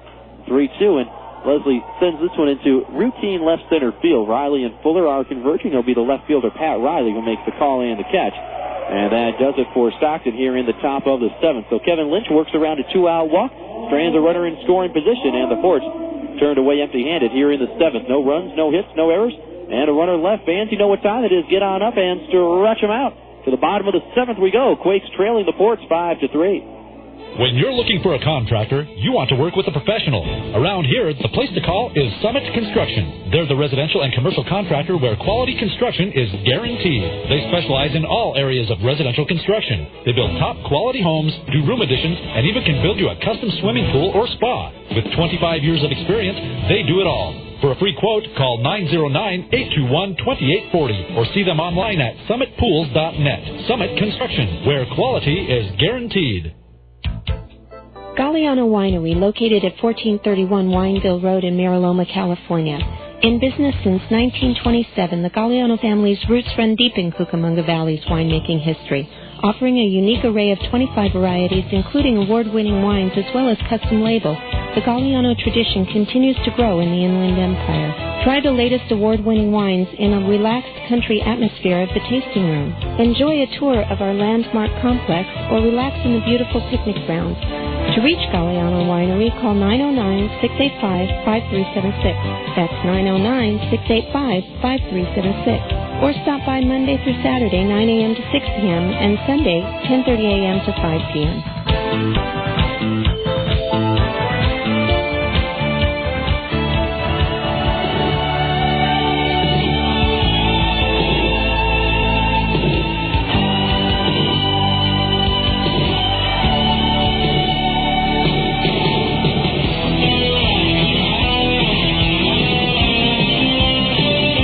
Back at the epicenter, bottom of the 7th inning, and a new pitcher into the game for Stockton. The right-hander Randy Rapp is on in relief. So Michael Rogers goes 6 strong innings, gives up 3 runs. Only 2 of them will be earned, and only 3 hits. Quakes got a couple of solo home runs against Michael Rogers. Ben Johnson went yard in the 4th. Sean Rodriguez went yard in the 5th, but Michael Rogers departs with a 5-3 lead and in line for his 5th win of the year. And Bo Fulginelli, voice of the Stockton Ports, joining us here on the air. Got to be impressed with what you saw out of Michael Rogers as he's trying to win his 5th straight decision. That's a ho-hum performance for him. He has done that each of his last 5 starts now. And really, the story for him early on in the season, he got through the first 3 innings unscathed almost every single outing. And then second time in the lineup, around the 4th inning, starting to have some trouble. But again, his last 4 outings, he's given us 6 or 7 innings, been strong, throwing strikes, mixing speeds. And he has really emerged as possibly the ace of the staff right now for us. Well, see what the Quakes can get going against the right-hander Randy Rapp, who's making just his 4th appearance of the year in a Ports uniform. Tim Duff leading it off for the Quakes. Fastball low and away. It's 1-0. It'll be Duffer, then Pat Riley, and then back to the leadoff man, Nate Sutton. So 8, 9, and 1. 2 up for the Quakes here in the bottom of the 7th. Rancho Cucamonga down 5-3. The 1-0 to Duff. Line back into right center field. That's a leadoff single. Tim Duff gets his first hit of the game. And the Quakes with a leadoff man aboard here in the 7th. Give you the vitals on Randy Rapp. He's from Bohemia, New York. 6 feet tall, 185 pounds. The right-hander who was just signed about 2 weeks ago. And you probably don't have much of a scouting report on Randy Rapp, but you've seen him more than we have. Yeah, not too much. He was one of the 3 free agents that we signed back on the 17th. Again, played independent ball back in 2005. Fastball that tops out at about 88 or 89. Also a mix in a slider, occasional changeup, but haven't seen too much of Rapp ourselves, so looking forward to seeing some more today. From the stretch, the left-handed hitting Pat Riley. That's the fastball on the outside corner. It's 0-1. Well, Tim Duff just got his first hit of the game. See if Pat Riley can get his first hit this afternoon. He has struck out and grounded to second. Big hole on the right side of the infield. 0-1 to Pat Riley. Down in the dirt and covered up by the catcher, David Castillo. You talk about changes from the leagues. I have to say that working from the Cubs organization now to the A's organization, we've had more player movement through the first 2 months of the season than I've ever seen. What were you saying, like 46 moves? Transactions right now. Amazing. 1-1, high and away, 2 balls and a strike. And I guess you go from the Indians to the the Los Angeles Angels of Anaheim. That's right, get it straight. I'm trying. What have been the biggest changes for you from the organizations? Really, they've been pretty consistent. The biggest thing that we haven't really experienced it a whole lot here, as Riley pops this one back over our heads and out of play. It's 2-2. Is the big league rehabs that we will have in the future this year. We haven't had anybody. Juan Rivera came in and took batting practice with us a couple of days before he rejoined the Angels. Never played in a game for us, but in Kinston, you're so far removed from Cleveland that when they have big league rehabs, they can send them to Lake County, which is about 20 minutes away. Akron's maybe 30 minutes away, and that's where the big league rehab guys go. Whereas out here, we'll get all those guys. There's a swing and a miss by Pat Riley, and that is strike 3. First strikeout of the afternoon for Randy Rapp, and there's one away here in the bottom of the 7th. You know, I mean, they're not going to send a guy to Cedar Rapids. They're not going to send a guy to Arkansas, all the way out to Little Rock. Sure. You know, so naturally they come here. So that will be the biggest change. Like I said, you know, nobody's played in a game yet, but when they do, that'll be the biggest thing. Yeah, that proximity's got to be a nice thing, and to see these guys at the next level move up and have a chance to go see him maybe on an off day might be a special thing for you as well. Right. Here's Nate Sutton, the leadoff man, standing in from the left side. That's another strike from Rapp. It's 0-1. Fans, want to remind you that Quakes Baseball is brought to you in part by Bobby Baja's in Rancho Cucamonga, offering the very, very best tri-tip California barbecue and Baja street food in the Inland Empire. Let Bobby Baja's cater to your family just like they cater to us up here in the press box. Bobby Baja's on the corner of Foothill and Vineyard in Rancho Cucamonga, or give them a call at 989-9925. Nate Sutton is behind in the count, 0-2. Nate has flied out twice and grounded to short. So an 0-for-3 day for the leadoff man. 0-2. Laid off a change-up down the dirt from Randy Rapp, and it's 1-2.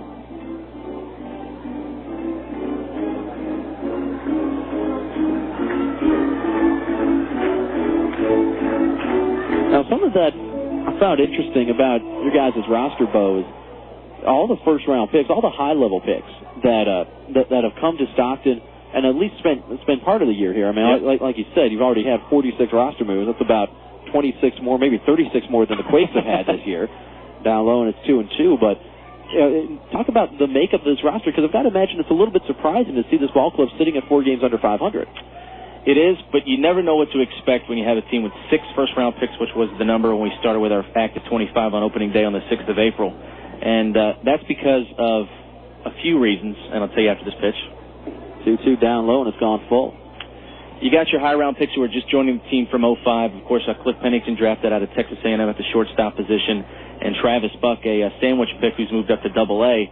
But you also have the other guys, John McCurdy. These guys have been around 2, 3, 4 years, and they're still hanging on. The organization wants to give them another shot because they've invested quite a bit of money. Payoff pitch with Duff on the move, and a great diving stop by Petit at second base. Throws to first in time to get Nate Sutton. Boy, Gregorio Petit just saved Randy Rapp from putting the 2 tying runs aboard here in the bottom of the 7th. Petit, ranging a long way to his left, made a diving stop, got the out on Nate Sutton, and in the process, not only kept Sutton off the base paths, but held Jim Duff at second base. You wouldn't guess this is his first year at second base either. No, you wouldn't. Drafted as a shortstop, and of course Pennington, again the big first-round pick out of Texas A&M, going to short, and they've accommodated him by putting Petit at second. So this is his first full season at second base, and he's made a couple of pretty good plays in the series. He got some oohs and ahs in the stands yesterday when he flipped over to Pennington on a tough play that was up the middle. But again, getting quickly back to our discussion, when you have 6 first-round picks, you never know what you're going to get, especially from the guys that have been around a time or two. And it's been mixed results here this year for the Ports. Ryan Leahy looking at a fastball strike at the knees. It's 0-1. Quakes down 5-3 here in the bottom of the 7th. They've got Tim Duff at second base with 1 out, trying to capitalize on the leadoff single. Now we'll see what Ryan Leahy can do. Rhino today 1 for 3 with a double back in the 3rd inning. Calls time and steps out. Nice crowd on hand tonight. 3,000 plus, 3,213. The exact number this afternoon. 0-1 to Leahy. He came through. Line drive into right center field. And this is going to cut the margin to a single run. A long base hit for Ryan Leahy. Tim Duff comes around to score, and the Quakes back to within a run at 5-4. Nice job there for Leahy. His second hit of the ball game, and going the opposite way with a pitch in the outside corner there, Rob. And Rancho, doesn't look like you guys are ready to give up just yet here on a beautiful Sunday afternoon. I'll tell you what, I mean, I don't know how closely the players pay attention to what other teams are doing, but this is a team that has been so up and down. We had a 5-game winning streak, then we lost 4 in a row as part of a 6 out of 7 stretch that we lost. Now we've come back to win 4 out of 6, trying to make it 5 out of 7 here today. And we're doing all of this with a half an eye on Inland Empire, because the Sixers have won 8 in a row and are threatening to really pull away. They've got a 4-game lead on the Quakes, who are in second place. what a crapshoot it's been in the Cal League South. Yeah. It's anybody's game except for Lancaster, and we've seen what they can do offensively. I think the Jethawks, if they can get their pitching together, might have a shot in the second half, but it's really anybody's game in the South. We're going to have a pitching change here in the bottom of the 7th as the skipper, Todd Stevenson, has come out of the bullpen. Randy Rapp allows a run here in the 7th and is still responsible for Ryan Leahy over there at first base. We'll have ourselves a pitching change. Bottom of the 7th, Quakes have battled back to within a run. We'll sit aside for 60 seconds, see if the Quakes can retie the game, perhaps take the lead here in the 7th. Quakes down 5-4. Back in 1 minute. You're listening to the Quakes Radio Network. You wouldn't want your favorite sports team to only play offense or only play defense. So when it comes to insurance, why settle for someone that can handle only your auto policy? Bring your home and auto insurance to Allstate now, and you can save big on both. You deserve someone that can assist you more. That's Allstate stand. Are you in good hands? Hey, sports fans. Call Allstate agent Harvey Poole at 909-989-0733 today. Subject to availability and qualifications, Allstate Insurance Company, Allstate Property and Casualty Insurance Company, and Allstate Indemnity Company, Northbrook, Illinois.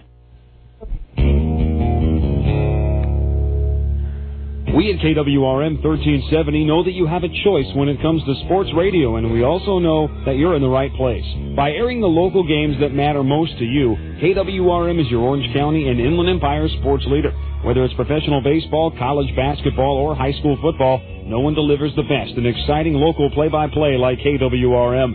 Check out our new website at KWRM1370am.com. That's KWRM1370am.com, and thanks for being a part of our all-star lineup.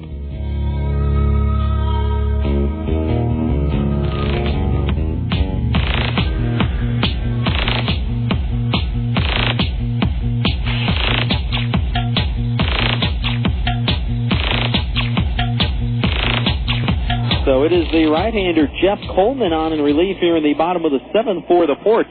Quakes down 5-4, have the tying run at first base in the person of Ryan Leahy. And the first man that Coleman will face is the number 3 hitter, Sean Rodriguez. Fans, my name is Rob Sinclair, joined by the voice of the Stockton Ports, Bo Fulgenetti. Want to send a special hello and thanks for listening to Joshua Souter, listening over the internet back in Dallas, Texas. Usually Joshua hanging out at the World Broadcast headquarters in Corona, but hanging out in Dallas, and want to say hi to him. Yeah, I got a really nice email from him before the season started. Another broadcaster waiting in the wings, I guess, wants to come up here to the booth and get the career started the way that you and I have as well. So I want to say hi to Josh. I'll see what Sean Rodriguez can do here. Rodriguez tied the game once already for the Quakes with a solo home run back in the 5th. First offering here from Coleman. There's a curveball for a strike. It's 0-1. That home run for Sean Rodriguez in the 5th inning, his second of the series, third in the last 5 games, and his team leading 9th of the year. And both that he has hit in this series have been the opposite way out to right field. As he steps out of the box, let's tell you about Jeff Coleman, a right-hander from just down the road in San Dimas, California, 5'10", 200 pounds, a 21st round pick out of Hawaii back in 2001, coming off of an injury-plagued year last season in which he did not pitch at all. Here's a line drive into center field, a base hit for Sean Rodriguez. Doesn't tie the game, but at least moves Leahy into scoring position as the potential tying run. And the Quakes now with runners at first and second and 2 away for the DH, Ben Johnson. Well, Rob, Jeff Coleman, a guy that really trying to get a bad taste out of his mouth from his last outing against the Jethawks. That was in the series finale. We had a 5-3 lead in the bottom half of the 9th inning, gave up a 2-run inside the park home run, and then a walk-off home run to the first baseman, Cesar Nicholas. And much like you guys in your series finale coming into this series, a real tough loss. And I know that he's going to really try and atone for his tough inning in his last outing. Well, Coleman on the year has thrown the ball pretty well. Record of 3-1, ERA of 5.23. That's in 14 previous relief outings. We'll see what Ben Johnson can do here. VJ is switch hitter. He'll stand in from the left side against the right-hander Coleman. Johnson 1 for 3 with a solo home run back in the 4th. On opposite sides of that, he has fly to center in the 1st, though he flied out to the warning track in dead center there in the 1st, then popped up in the 5th. Check of the runners, first offering home, a fastball outside. It's 1-0. Now pitch for him the slider. A fastball you won't see more than 88 to 89, 87 miles an hour, but slider probably his best pitch both to the left-handers and to the right-handers. Castillo, the catcher, setting up a little bit outside. 1-0. There was a curveball down at the knees, and it's 1-2. Ben Johnson batting .258 on the year. That home run back in the fourth inning, his fourth of the season. He has 20 runs batted in. Quakes down 5-4 here in the bottom of the seventh. Ryan Leahy, the tying run at second base. Sean Rodriguez, the potential go-ahead run at first base. Quakes have never led in this game after having not trailed in either of the first two games of this series. There's the 1-1. Fastball outside from Coleman. 2 balls and a strike. We were talking about Joshua Stouter hanging out in Dallas. You ever been to Dallas? The winter meetings this past year. Okay. My first trip out to Dallas. It went from 85 degrees till almost the freezing point within 2 days. I've never seen any place do that so quickly. Welcome to Texas. 2-1. Curveball. A little bit high and away, and it's 3-1. Good hitters count now for Ben Johnson. Our now GM, Trevor Fawcett, he's from Dallas, Texas, told me that if you don't like the weather in Dallas, just wait a few minutes. Yeah, exactly. Dated a girl from Dallas once. Hung out with her a few times back home. Rednecks and Rolexes. That's what it was, man. Outside target from Castillo. Here's the 3-1 to Ben Johnson. Had a fastball to hit and foul tipped it into the glove of the catcher Castillo, and now it's full 3-2. You will not find a bunch of people with more pride than from the Lone Star State, any part of Texas. That's right. The Aggies, the Longhorns, the Bears, Baylor Bears. Yeah. Don't forget about my school day. Hey, I'm not going to forget. I remember the first time I was going down to Baylor. My mom and I stopped in like a truck stop and told the waitress what was going on. She's like, Texas is the biggest little state you'll ever find. And it was completely true. There's the 3-2. Runners on the move, and it's hit hard, but right at the second baseman, Gregorio Petit. He'll field it cleanly, goes to first, and Ben Johnson grounds out to end the inning here in the bottom of the seventh. So the Quakes threaten, but cannot tie this game. Quakes do get a run on 3 hits, however. Tim Duff led off with a single, and then the clutch 2-out RBI single by Ryan Leahy brought him home as the Quakes chip away and now trail by a single run. So a run, 3 hits, no Stockton errors, and a couple of runners are left. We're through 7 complete. Go to the 8th, but the Ports hanging on to a 5-4 lead. A pitcher's best friend is the double play. It gets them out of a jam. When your vehicle's transmission is in a jam, here's a double play combination for you. Carl's Transmission Exchange and the Transmission Man. Carl's is the oldest transmission shop in Rancho, Cucamonga, keeping you on the go for over 25 years. Find Carl's in Rancho, Cucamonga on 8th Street between Archibald and Hermosa, and visit the Transmission Man in San Bernardino on Baseline between Del Rosa and Sterling. Great moments in Laughlin history. Jeff from Barstow tries out his new camera phone. Hey, Jeff sending pictures from Laughlin. Looks like you rented a jet ski. Cool. Nice floating by a pontoon boat. Are there girls on there? Yeah, those are girls. Are they hot? Yeah, and they're really tan. I think he's in a casino now. Are the girls with him? They're blowing on his dice. Nice, he won. Good. He owes me money. They're in a nightclub now. Whoa. Knee-deep in females. That never happens when we're with them. Hello? Hey, man, you guys should come down here. Hey, baby. Jeff says hello. Uh-huh. I hate Jeff. Laughlin, Nevada. Founded on fun. I don't want to know what that is. For information, call 1-800-4-LAUGHLIN or go to visitlaughlin.com.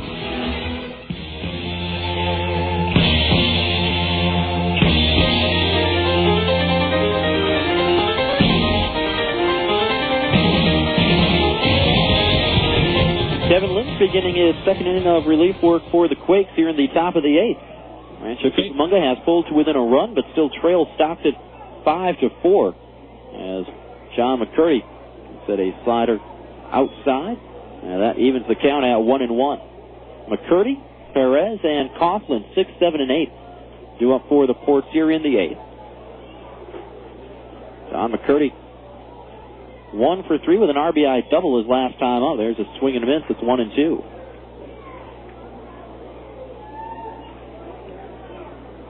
Outfield straight away on McCurdy. First round pick out of Maryland back in 2002. Lines this one right back up the middle and into center field, a leadoff base hit. And McCurdy aboard for the second time. That's now 10 hits for Stockton in this ball game. 5 runs, 10 hits, and a couple of errors for the Ports. Quakes have made the most of their 6 hits. They've got 4 runs and have not committed an error. McCurdy aboard, and here's Perez, the right fielder. 0 for 3 with a couple of groundouts, and already Ryan Lakey a few steps in on the grass, anticipating a potential sacrifice bunt, as Stockton would like to get a 2-run lead back here in the top of the 8th. Right-hander against right-hander, toss over to first, and Perez not giving anything away at the plate as he looks down to third base and gets the signs from Todd Steverson.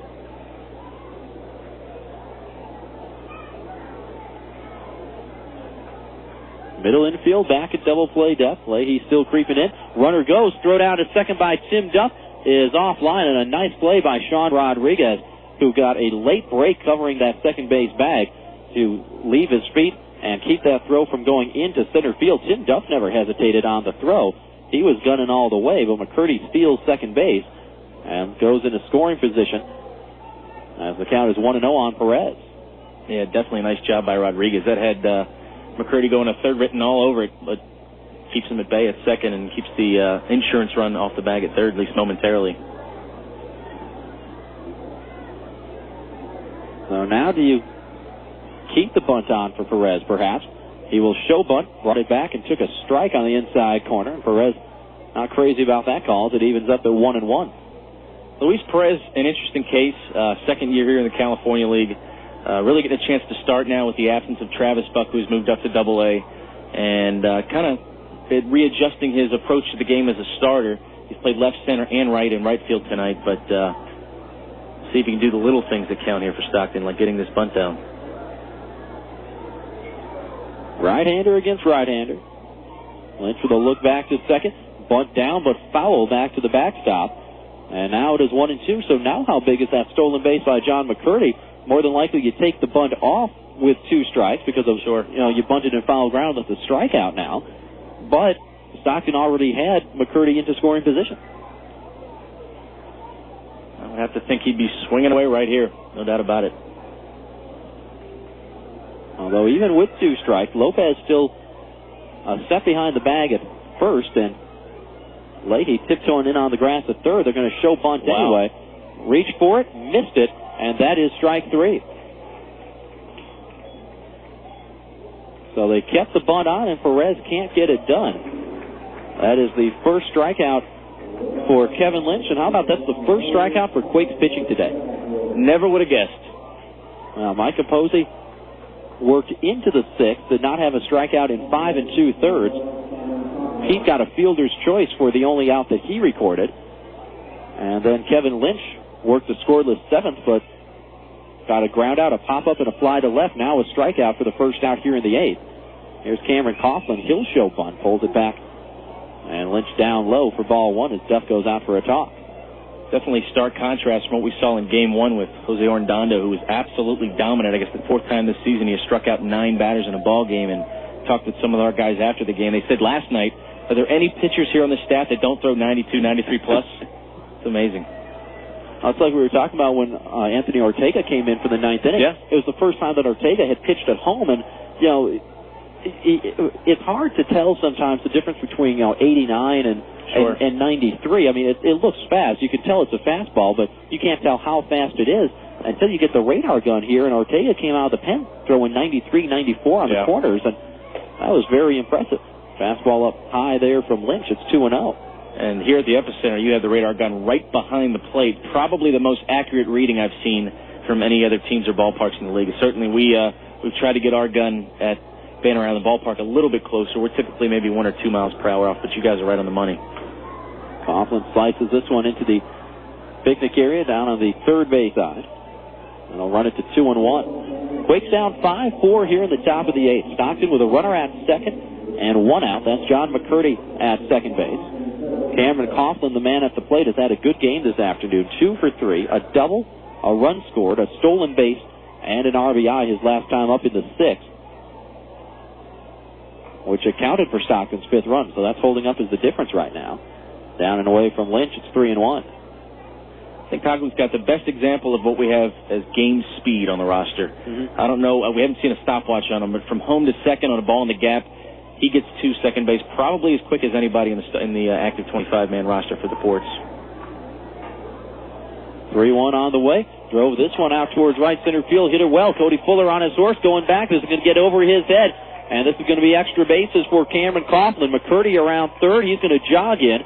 And getting to third base standing up is Cameron Coughlin, an RBI triple. And the Ports do get an insurance run here in the 8th. It's back to a 2-run margin at 6-4. Another example of it right there. Likes to shoot the gap in right center field when he's batting from the left side of the plate. And just got a good pitch to hit there from Lynch, which he hadn't seen too many of. And knew what to do with it. Supports a little bit of insurance here in the later innings. And the Quakes defensively on that one were shaded around towards left. They didn't think that Coughlin was going to be able to get around on anything. And that ball was hit a long way, but I think if Cody Fuller was playing straight away, I think Fuller has enough wheels to track that ball down, but he had that extra 10 or 15 steps to go playing towards left and couldn't get there. So Cameron Coughlin collects his 14th RBI. Now the Quakes bring the infield in against the catcher David Castillo. Hits a little flare over the head of Sean Rodriguez. That'll trickle through into center field. Castillo comes through with the RBI single, and the Ports now lead it 7-4. Where were these hits in Game 1 and Game 2? Stockton had a grand total of 3 runs in the first 2 games of this series, and now have exploded for 7 here in this one. And that might be it for Kevin Lynch, as Bobby Mitchell is making the long walk out of the dugout and has signaled for a pitching change here in the top of the 8th. So every time the Quakes have made a little bit of a run, Stockton has answered back. Quakes got a run in the bottom of the 7th, but the Ports have come right back with 2 here in the top of the 8th. RBI triple by Cameron Coughlin, and then a bloop single for David Castillo over the drawn-in infield. And that will do it for Kevin Lynch. So fans, another pitching change here in the top of the 8th. It'll be the left-hander Joe Torres coming on in relief. We'll step aside for 60 seconds and see if Torres can get the final 2 outs here in the 8th. Quakes trailing 7-4. You're listening to the Quakes Radio Network. You wouldn't want your favorite sports team to only play offense or only play defense. So when it comes to insurance, why settle for someone that can handle only your auto policy? Bring your home and auto insurance to Allstate now, and you can save big on both. You deserve someone that can assist you more. That's Allstate stand. Are you in good hands? Hey, sports fans, call Allstate agent Diane Combs at 909-986-1257 today. Subject to availability and qualifications, Allstate Insurance Company, Allstate Property and Casualty Insurance Company, and Allstate Indemnity Company, Northbrook, Illinois. Tonight's game is being brought to you by SoCal Sportswear in Downey.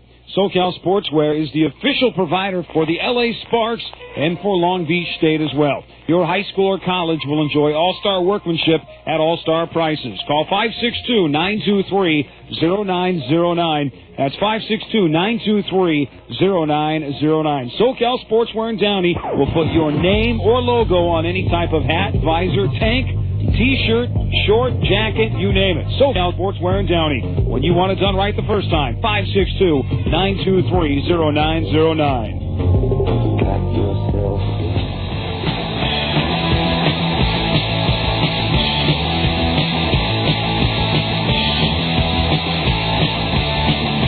So it is the left-hander Joe Torres on in relief here in the top of the 8th. JT will continue his warm-up tosses.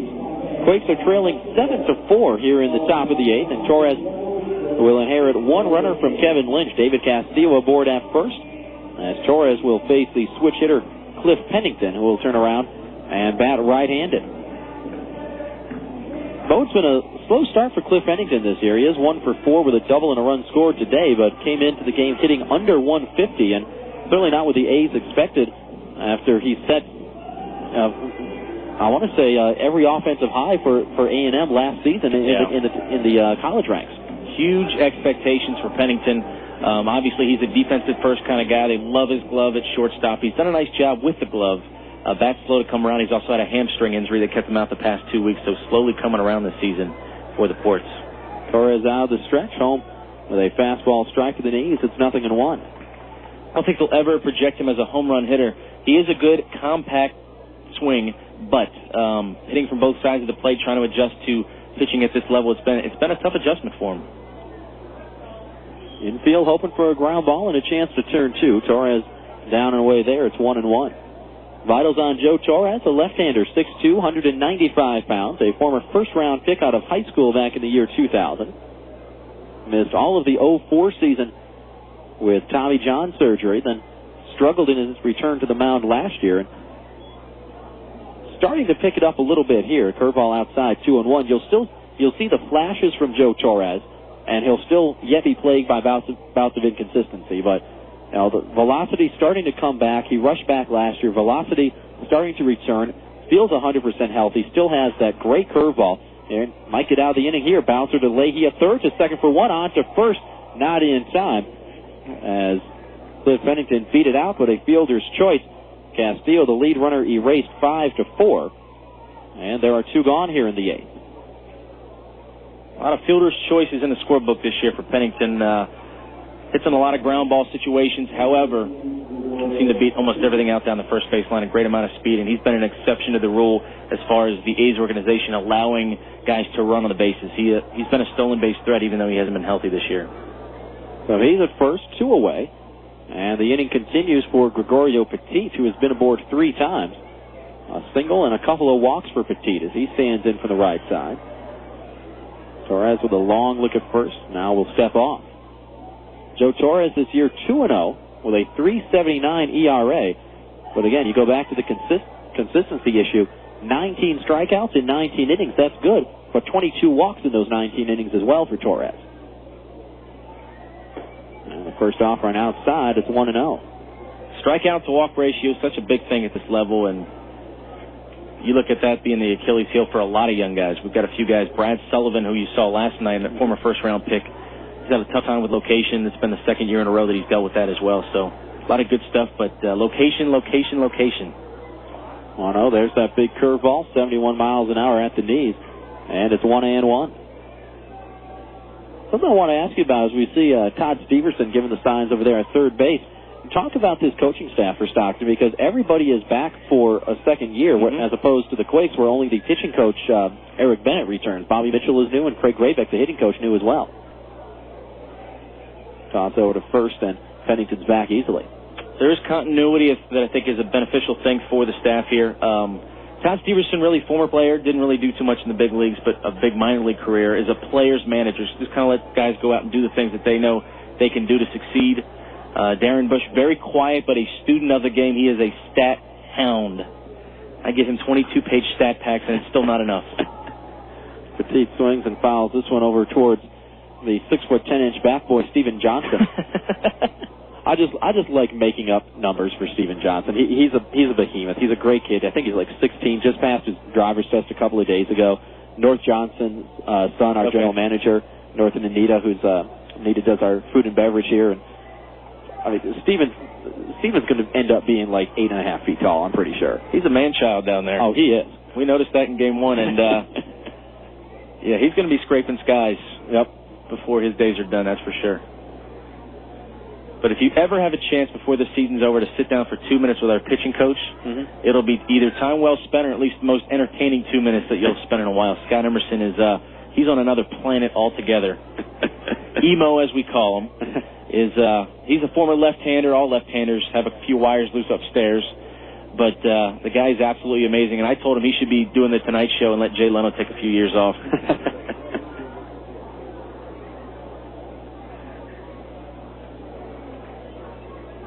There's the 1-2 from Torres. Curveball swung on and missed, and that is strike 3. That was a dirty pitch right there from Joe Torres.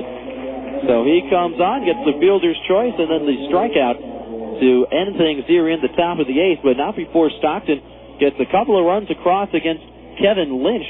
A couple of insurance runs for the Ports, 2 runs on 3 hits. Cameron Coughlin with an RBI triple, and David Castillo with an RBI bloop single over the drawn-in infield. 2 runs, 3 hits. No errors, and a runner left aboard. We're through 7.5, and the deficit 3 runs once again for the Quakes. They trail Stockton 7-4. It's your first game. You got your glove? Yeah. Good boy. All right, bright blue sky, beautiful green grass. You know, there's nothing better than baseball in the summer. I guess. Hey, where's that peanut guy? Dad, we're in the living room. Hooked on a clear picture? Get hooked on Charter HD TV with a picture 5 times sharper than regular TV plus theater quality sound. You'll watch television like never before. Get local channels in high definition with no equipment to buy. Go where satellite can't. Call 1-888-GET-CHARTER and get hooked. Service not available in all areas. Prices may vary.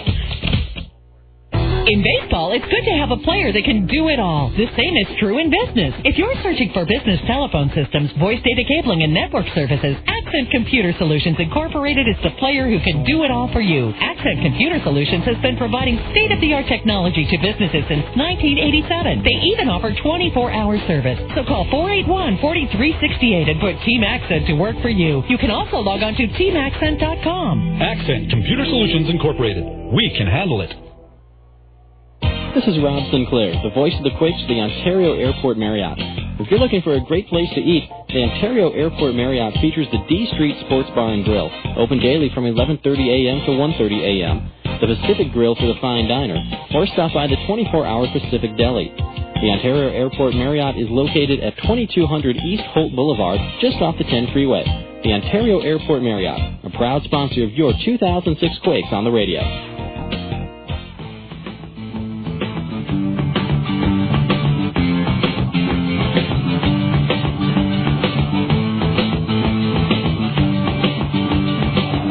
Of the 8th, and the Quakes down 7-4 as Baltazar Lopez will lead it off.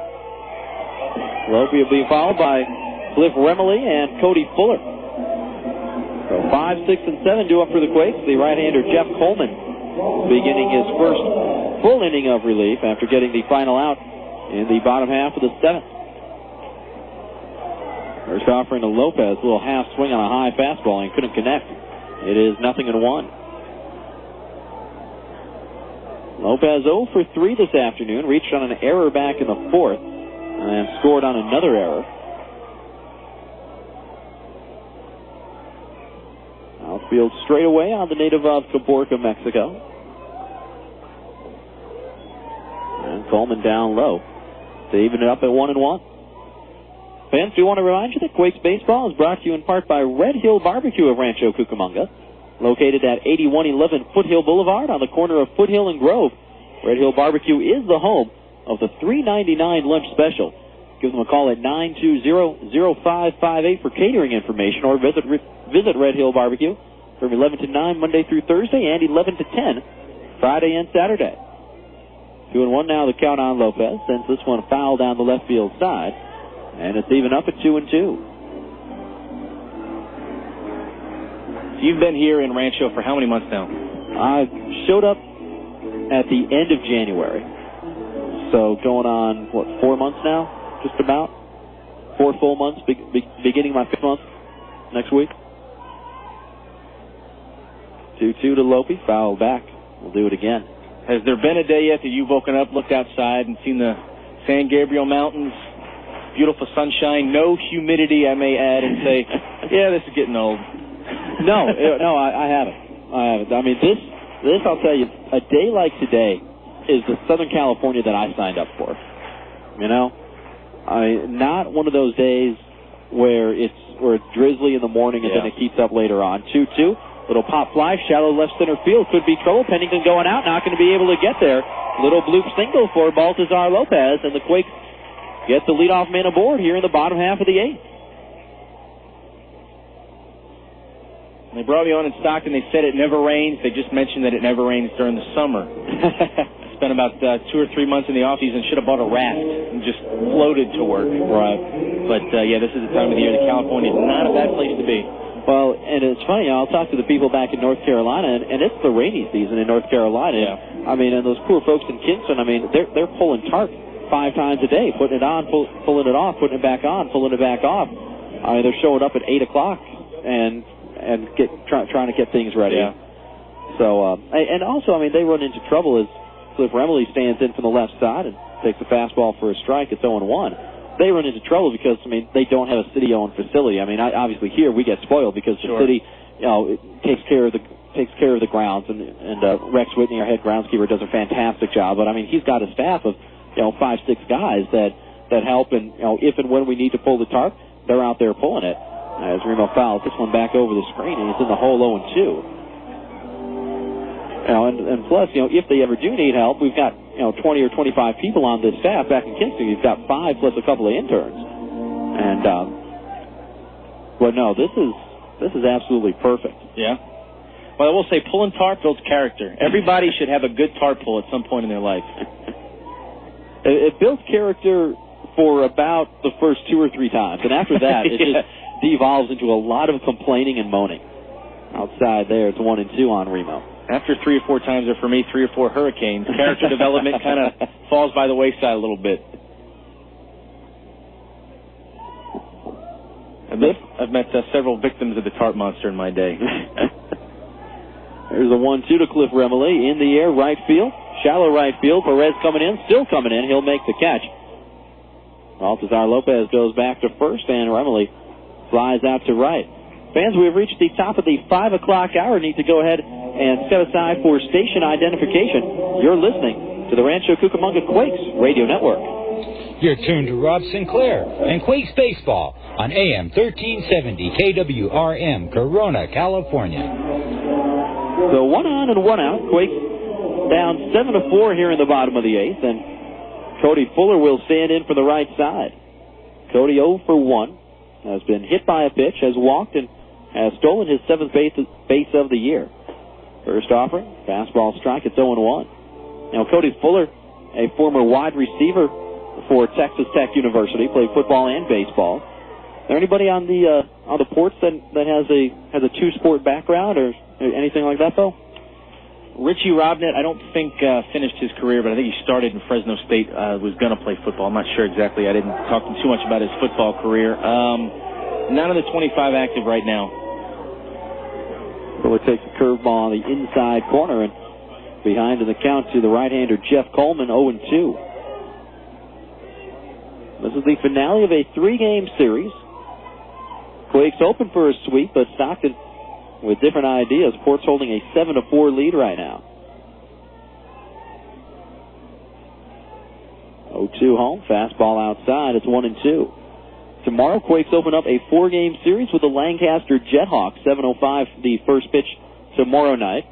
In the midst of that series, actually the last 2 games of that 4-game series, Wednesday and Thursday, 10:30 a.m. starts against Lancaster as part of the education days, and then back to a normal schedule over the weekend when Inland Empire comes to town.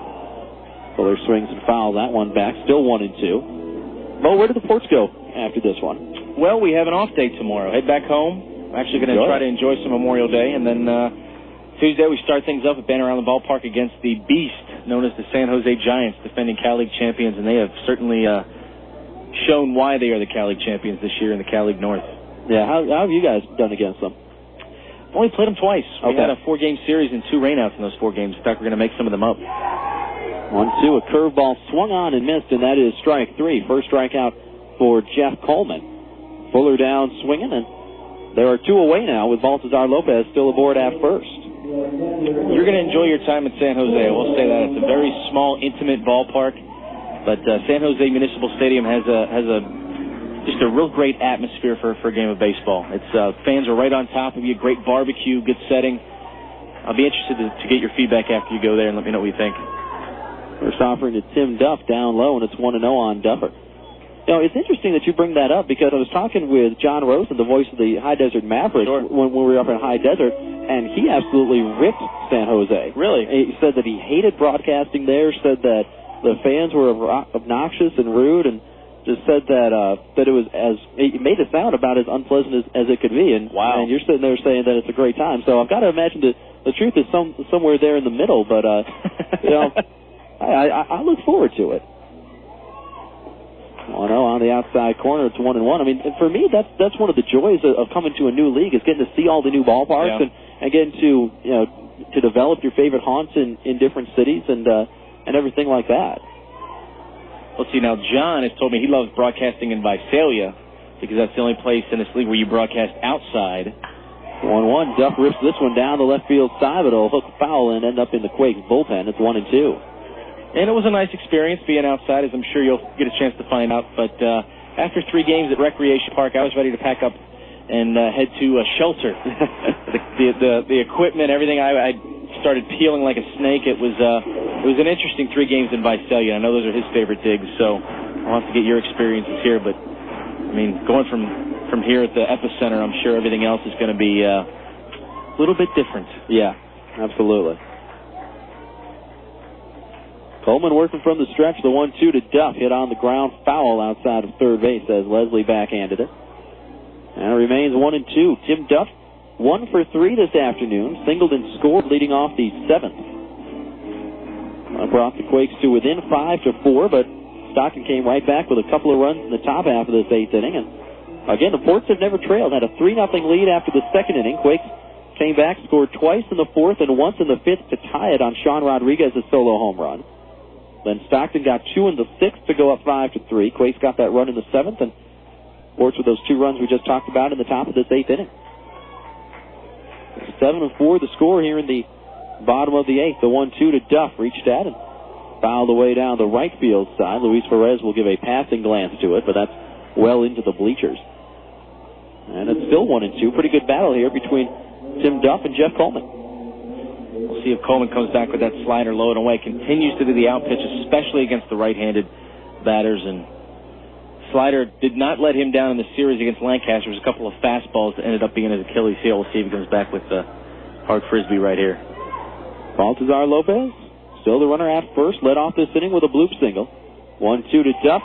There you go. Went to that slider, and Duff couldn't connect. As it started off down the middle, ended up low and away, and Duff went right over the top of it. So a couple of strikeouts for Jeff Coleman here in the bottom of the 8th. Works around that leadoff base hit by Baltazar Lopez, and nothing doing for the Quakes offensively. Rancho Cucamonga, no runs, a hit, no errors, and 1 left. We go to the top half of the 9th, and the Quakes still trailing 7-4. After a big game, the cleanup job that the bleachers need can seem overwhelming. If you're faced with the same sort of dilemma after a day at the office, contact SCS Services. They specialize in industrial and commercial cleaning, and yes, they even do windows, inside and out. For free estimates, call SCS Services in your Yellow Pages, or give them a call at 987-9968. That's 987-9968. SCS Services. Better service, lower prices.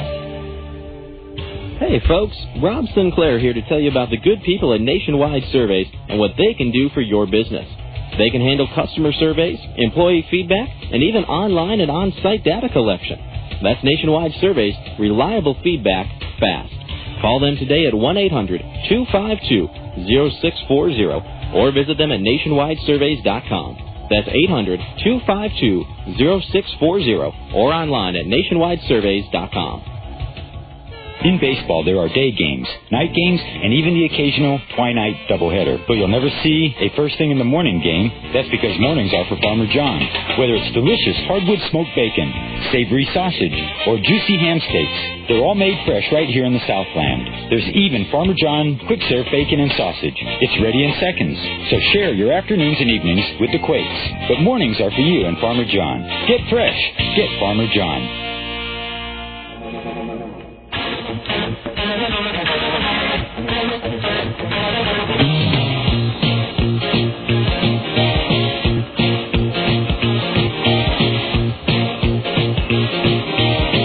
Top of the 9th, and Quakes down 7-4 as Joe Torres will begin his first full inning of relief.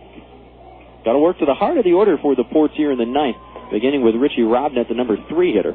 Gets out of the way of a fastball, and it's 1-0. Robnett, Everidge, and Myron Leslie, 3, 4, and 5. Left-hander against left-hander matchup here. A comebacker right to Joe Torres. Makes a little lob over to first. Score that one 1-3, and that's the first out. That was a nice play by Torres. A pretty hard hit ball back up the middle. He's able to get his glove down on it and field it right on the mound of the pitcher's dirt.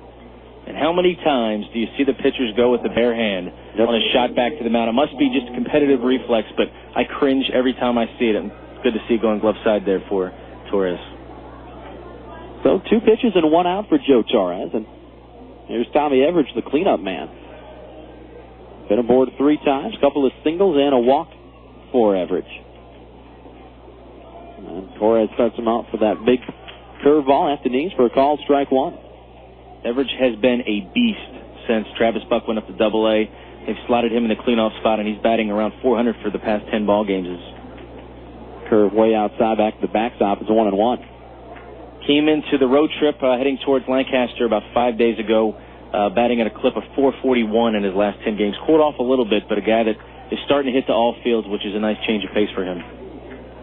1-1 from Torres. Fastball outside corner. It's 1-2. Of course, it was Tommy Everidge who broke up the no-hitter for Jose Arredondo back on Friday night with a double off the wall and just to the left of straightaway center field after Arredondo had been flirting with history. Quakes have never thrown a no-hitter in their franchise history. Wasn't a cheapie either. No, that's for sure. You hate to see those little squibbers, and sometimes you put the official score on the hot seat to see if it's a hit or an error in some plays, but that was a no doubt about it, double off the wall, and broke it the right way. Yep. 1-2. Hit hard, but right after third baseman Ryan Leahy fields it cleanly, picks, throws, got him. 5-3, the scoring right there. As Everidge hit that ball well, but Leahy got a true hop and is able to make the play. So 2 gone here in the ninth. Base is empty for Myron Leslie, the third baseman. Looking ahead to the bottom of the ninth, Quakes will have the 9-1-2 hitters due up in the form of Riley, Sutton, and Leahy. As Myron Leslie, the switch hitter, is in from the right side. Fastball taken high and away. It's 1-0. And I guess unless the Quakes go on a big rally, looks like Cliff Remley's going to have that hitting streak snapped as well. Yeah, that's right, because we'd have to send a few men to the plate. There's just swinging the ball fouled. It's 1-1. Well, not out of the realm of possibility. We'd have to send 6 men to the plate, with Remley being the 6th. So we'd have to have at least 2 guys get aboard. That means that potentially Remley could get to the plate as the tying run. Curveball down low, 2-1. At the Ports bullpen, it has happened before, so not out of the realm of possibility. That much is for sure. Big swing and miss there by Myron Leslie. And it's even up at 2-2.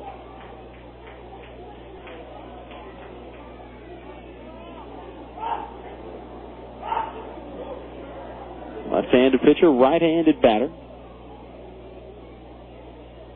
Leslie with a single and 4 trips bounces this one to his counterpart Ryan Leahy. Picks, throws, got him. A 1-2-3 inning for Joe Torres. Nothing out of the infield for the Ports here in the ninth as they go down in order. No runs, no hits, no errors, and none left. We go to the bottom of the ninth. Last chance time for the Quakes. They down 7-4. Hey fans, Rob Sinclair here reminding you that any night is a great night to enjoy Quakes baseball. Our Monday Madness promotion gets you 2 tickets, 2 hot dogs, 2 sodas, and 2 popcorns for just $12. Come out for Weenie Wednesdays and enjoy delicious Farmer John hot dogs for just $1. And every Thursday, quench your thirst with $1 beers and sodas on Dave & Buster's Thirsty Thursday. To order Quakes tickets in person, stop by the Epicenter from 10 to 5 Monday through Friday and 10 to 2 on Saturday. You can also order by phone by calling 909-481-5252 or buy tickets online at rcquakes.com. A few years ago, a small bank from Rancho Cucamonga started sending shockwaves through the banking industry. Vineyard Bank rolled through Southern California with a creative force that is changing the way we bank. We created small ripples at first, with innovative ways to move money quickly and effectively, where it would help businesses and families the most. Then our reputation grew stronger thanks to personal bankers with a can-do attitude committed to building lasting relationships. Vineyard Bank's financial performance was off the scale. A fast-growing bank with a rising stock. New, customer-friendly branches offering easy access to your money, opening throughout the Southland. Online banking on our award-winning website at www.vineyardbank.com. That's Vineyard Bank, proud to be your hometown bank, proud to support our hometown team. For more information, please call 1-800-442-4996. That's 1-800-442-4996.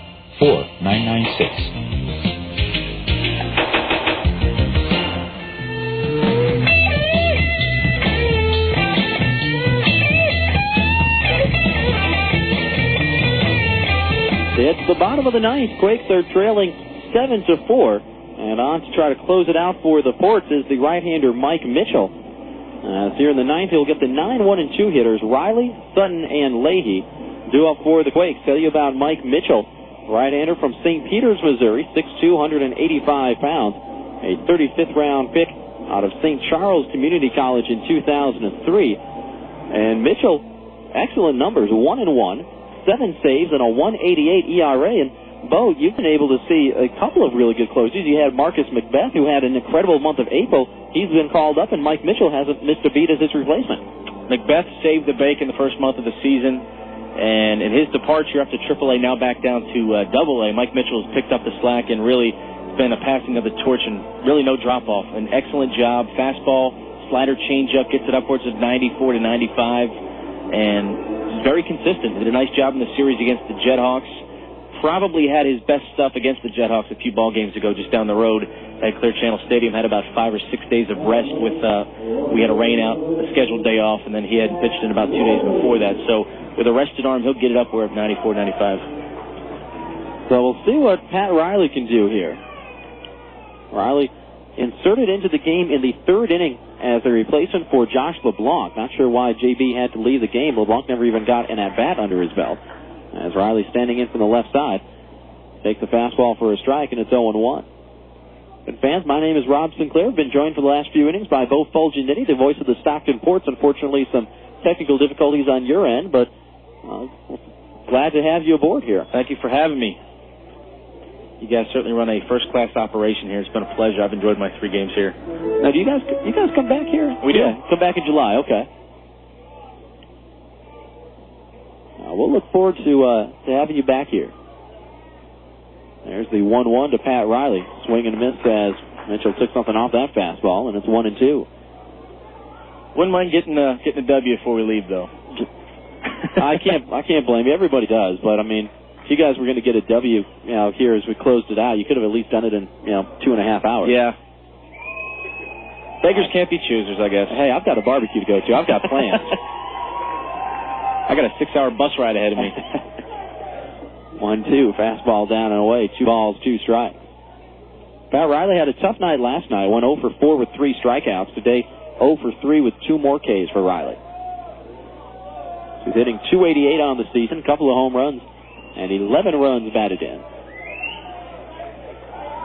2-2 to Riles, in on the hands, and fights it off foul into the seats on top of the third base dugout there on the Quake side, and I'll roll down as a fan scrambles after it. And it's still 2-2.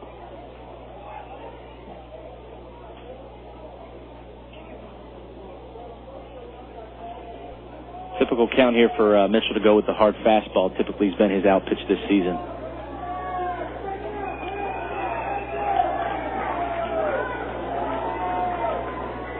We can probably bet that Riley's sitting on a fastball. Let's see what he can do with it if he gets one from Mitchell. Right-handed pitcher, left-handed batter.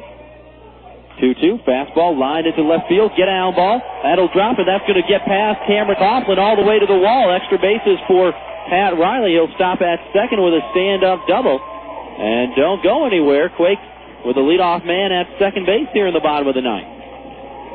This is the California League, as we spoke about, and it ain't over till it's over. We talked about fastball outside corner, 92 miles an hour there for Mitchell, and you are correct, Rob. Pat Riley sitting on the fastball, ready and waiting. So Riley collects his first hit of the game, and now let's see what Nate Sutton can do. Sutton's 0 for 4, so I'd say he's about due. He has grounded out twice and flied out twice. As Nate stands in from the left side.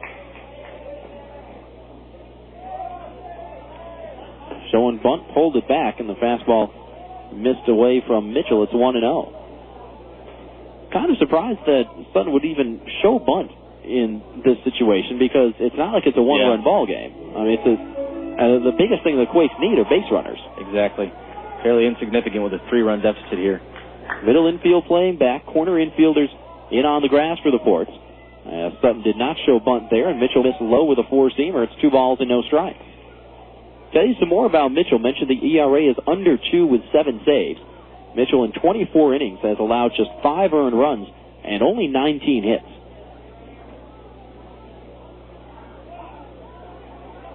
To Sutton. There's a fastball strike at the knees. 94 miles an hour. It's 2-1. Mitchell in 24 innings has racked up 22 strikeouts and only 4 walks, so better than a 5-to-1 ratio of strikeouts to walks. Opponents hitting just .216 against him. Castillo setting up outside, 2-1. Downstairs, 3 balls and a strike. And first base is open, but obviously Mitchell does not want to put Sutton aboard because then he's got to deal with the tying run at the plate. Exactly. When I was in college, we had a coach at Georgia Southern, Jack Stallings, and Hall of Fame coach in college, NCAA Division I, said you can never lose a ball game if a tying run never gets to the plate. That's right. Here's the 3-1 to Nate Sutton. Called strike 2 right on the outside corner. As Mitchell got the call, and it's gone full 3-2. Another reason why Mitchell's been so successful is the changing of speeds. Fastball has gone at 90, 92, 94. Got the changeup at 85. See what he comes back with right here. Payoff pitch, reached out, and boy, Nate Sutton almost took out his teammate Ryan Leahy, minding his own business there in the on-deck circle. Had to protect the plate and didn't have a whole lot of time to do it. Talk about that fastball. That one came in at 94, and Nate Sutton, not a whole lot of time to react, was understandably late on it, but got a piece of it to stay alive.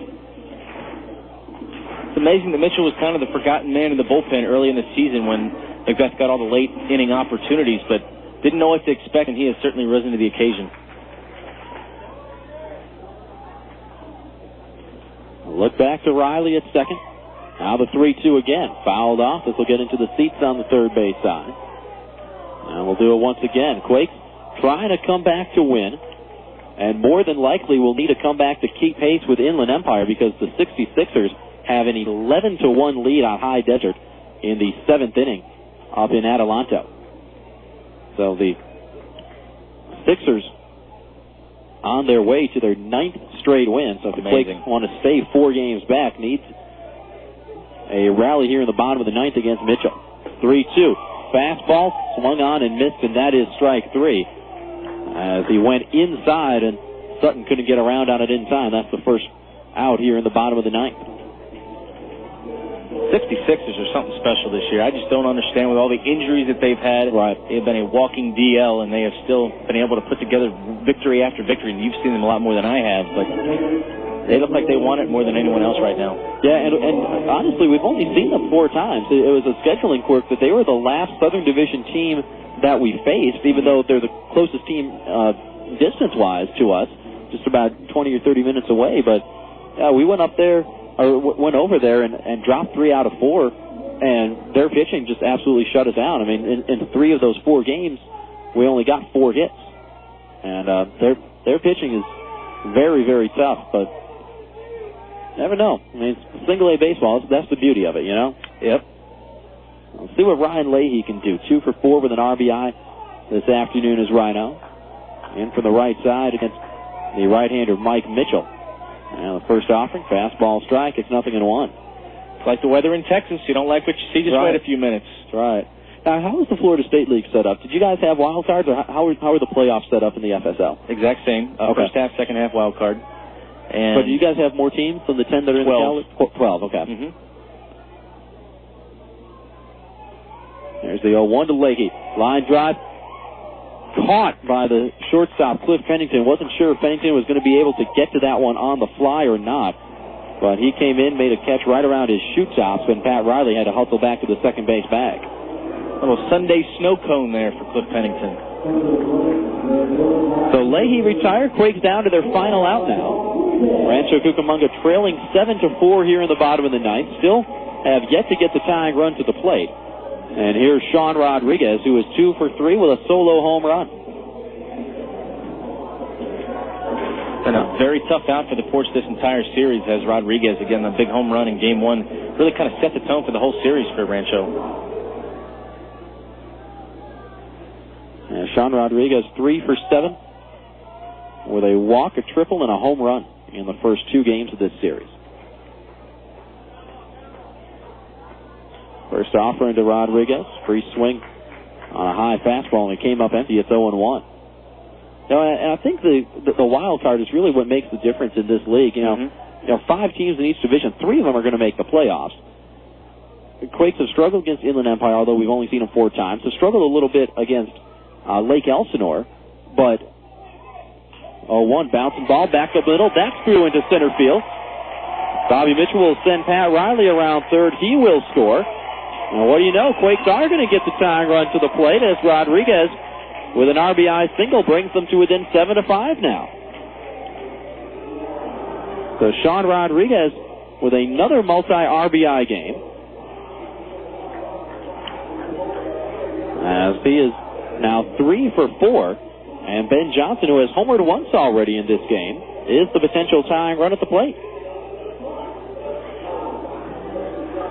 That RBI for Sean Rodriguez is 31st a year. But what I was going to say earlier is, we've struggled against Inland Empire and Lake Elsinore, but we've played well against High Desert and Lancaster. It would serve to figure that somehow, some way, the Quakes will be one of those 3 teams from the South to qualify for the playoffs. So if you win the first half title, that's great, but the main thing is making the postseason. Once you're there, best of 3 series, I don't care if you win the first half and you get that first round bye or not.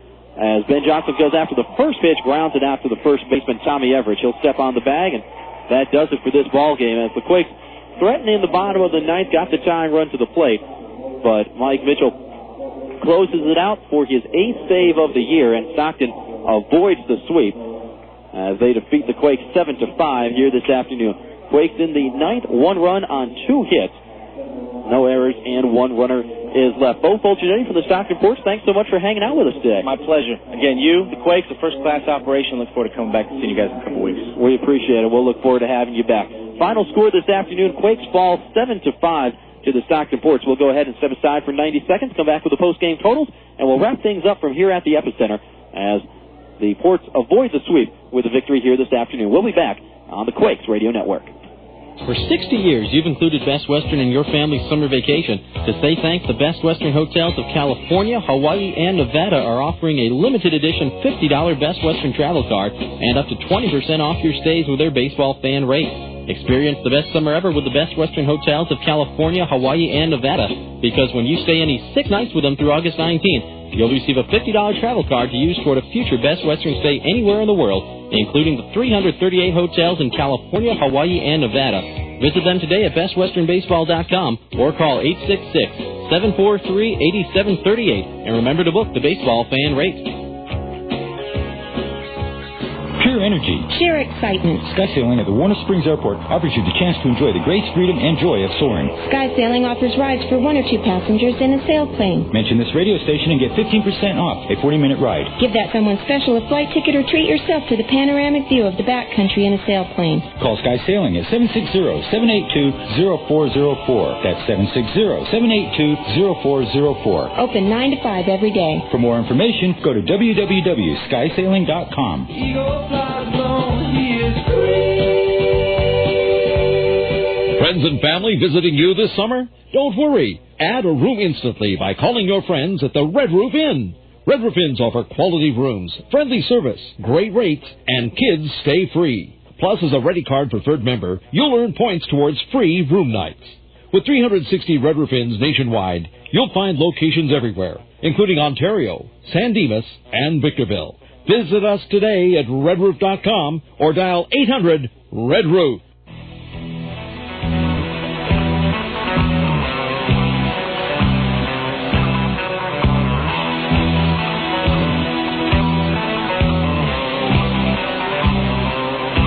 Back here at the Epicenter, where this afternoon a crowd of 3,200 and change goes home a little bit disappointed. Quakes fall to the Stockton Ports by a final count of 7-5 this afternoon. With the victory, the Ports snapped their 3-game losing streak and improved to 23-26 on the season. Stockton victorious with 7 runs on 12 hits. They committed 2 errors, and they left 7 runners on base. Quakes, meanwhile, fall to 26-24 on the year, 5 runs, 9 hits. Quakes did not commit an error today, and they left 8 runners aboard, 3 of them in scoring position. The winner this afternoon for Stockton was the right-hander Michael Rogers, as he wins his 5th straight decision. Rogers improves to 5-2 on the season, turns in another quality start. 6 innings, gave up 3 runs, 2 of them earned on only 3 hits. A couple of walks and 4 strikeouts. Did give up a couple of home runs, but they were both solo shots, one by Ben Johnson, one by Sean Rodriguez. And like we say, you can live with the solo home runs. You can't live with the walks in front of home runs. but that was not an issue for Michael Rogers as he gets the victory, improves to 5-2. Taking the loss for the Quakes was the left-hander Micah Posey, who got off to a very rough start, then settled down in the middle of his outing, faced just one over the minimum in innings 3 through 5, and then gave up a couple of back-breaking runs in the top of the sixth. Posey stays winless as a member of the Quakes starting rotation, falls to 1-5 on the year. This afternoon, Posey gives up 5 runs and 9 hits in 5 2/3 innings, 3 walks and no strikeouts for Micah Posey. The save goes to Mike Mitchell, the right-hander. He picks up his 8th save of the season with a inning of work in the bottom of the ninth, gave up a run on 2 hits, no walks, and 1 strikeout as he nailed it down. So again, Stockton gets the victory. Port's now 23-26 on the year, 7 runs, 12 hits, 2 errors, 7 left. Quakes fall to 26-24 on the season, 5 runs, 9 hits, no errors, and 8 left. On the personal side of things, Michael Rogers gets the win. He's now 5-2. Micah Posey suffers the loss. He is 1-5. And the save to Mike Mitchell, his 8th of the year. Fans, we're going to go ahead and say goodbye to you for right now, but don't go anywhere because the Yellow Book USA postgame show is coming up next. We'll take a look at how the runs were scored in this one. Also take a look at the scores from around the California League and get you all set up for tomorrow night's broadcast as the Quakes continue the 10-game homestand with the opener of a 4-game series against the Lancaster Jethawks tomorrow night. So we'll say so long for now, but don't go anywhere. Yellow Book USA postgame show is coming up next. You're listening to the Quakes Radio Network.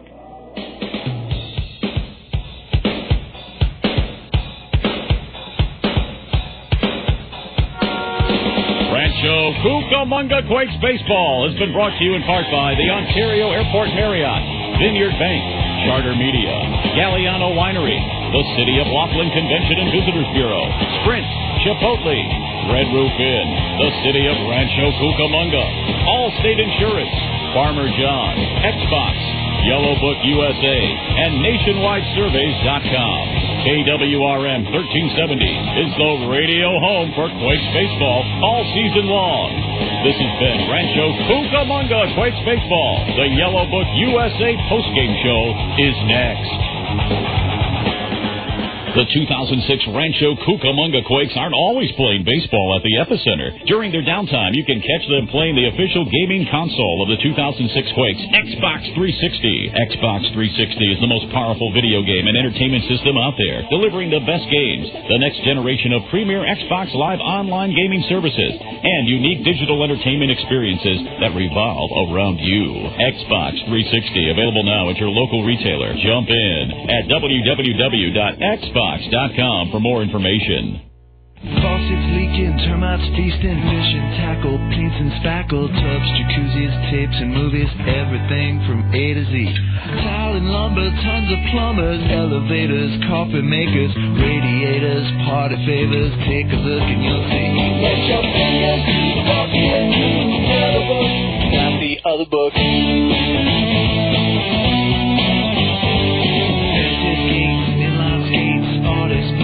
Florists, grocers, water coolers, bakers, jewelers, everything from A to Z. Duct tape, landscape, sit-down mowers, dentists, false teeth, uppers, lowers, wholesale, retail, bomb mail, white whale. Take a look and you'll see. Let your fingers walk into the yellow book. Let your fingers walk into the yellow book, not the other book. To place your ad at people's fingertips, call 1-800-YB-YELLOW. Yellow Book, not the other book. Welcome to the Yellow Book USA post-game show. Look your information up in Yellow Book, not the other book. This is Quakes Baseball. Fans, welcome back to the Epicenter. Yellow Book USA post-game show is on the air. As this afternoon, the Quakes fail in their attempt to complete a 3-game sweep of the Stockton Ports. Stockton never trailed in this ball game as they hold on for a 7-5 victory. But still, a good start to this 10-game homestand as the Quakes take 2 out of 3 from the Ports here at home. Taking a look at how the runs were scored in this one, Stockton, as we mentioned, never trailed. Picked up a couple of runs right away in the top of the first off of Micah Posey. Cliff Pennington started the game with a double to the gap in left center. Then Gregorio Petit followed with an RBI single to center field. That scored Pennington and put the Ports up 1-0. Petit would end up going to third on a base hit by Richie Robnett. and then Tommy Everidge hit a little blooper out of the reach of Nate Sutton into center field. That scored Gregorio Petit, and just like that, the Ports had a 2-0 lead. They would push it to 3-0 in the second inning. Cameron Coughlin led off with a double, stole second base, and then scored on a balk committed by Micah Posey. And that's how Stockton took a 3-0 lead. The Quakes would come back and rally to tie the game. With a couple of runs in the fourth, Ben Johnson opened the scoring with a solo home run off the batter's eye in straightaway center field for Ben Johnson, his fourth home run of the season. That got the Quakes on the board at 3-1. Then Baltazar Lopez followed with a little tapper to the first base side. It got past the first baseman Everidge. Gregorio Petit, the second baseman, fielded it, flipped to the starter Michael Rogers, covering the first base bag, who dropped the ball. That allowed Lopez to reach first on the error on Rogers. Lopez then stole second base, went to third on a wild pitch, and then scored on a throwing error by the catcher David Castillo on a stolen base attempt. And that's how the Quakes got a free run to make it 4-2. They would then tie it in the bottom of the fifth. Sean Rodriguez, with his second home run of the series and third home run in the last 5 games, lined a laser, maybe a foot over the wall in right field, as Rodriguez went opposite for his team-leading 9th home run of the year, and that made a brand-new ball game at 3-3. But Stockton would not be denied. Came right back with 2 runs in the top of the 6th. An RBI double by John McCurdy broke the tie, and then Cameron Coughlin came through with an RBI single to make it 5-3. Quakes got a run back in the 7th on an RBI base hit by Ryan Leahy. That made it 5-4. But Stockton put it away with 2 runs in the top of the 8th. Cameron Coughlin, an RBI triple, and David Castillo, a bloop single over the drawn-in infield. That made it 7-4. Quakes got 1 run in the bottom of the 9th. Sean Rodriguez with an RBI single, part of a 3-hit afternoon for Sean Rodriguez, but it was too little too late as the Quakes fall by a final count of 7-5.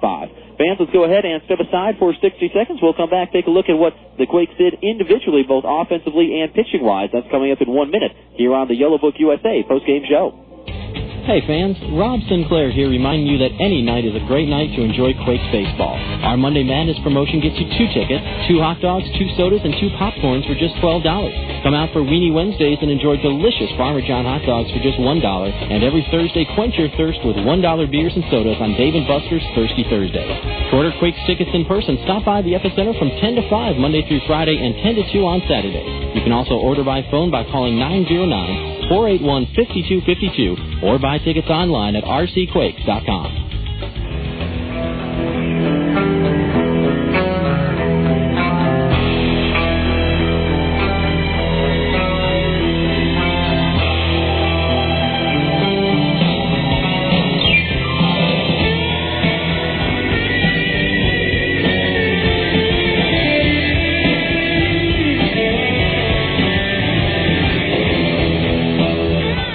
The Yellow Book USA postgame show, where this afternoon the Quakes fall by a final count of 7-5. Taking a look at what the Quakes did offensively.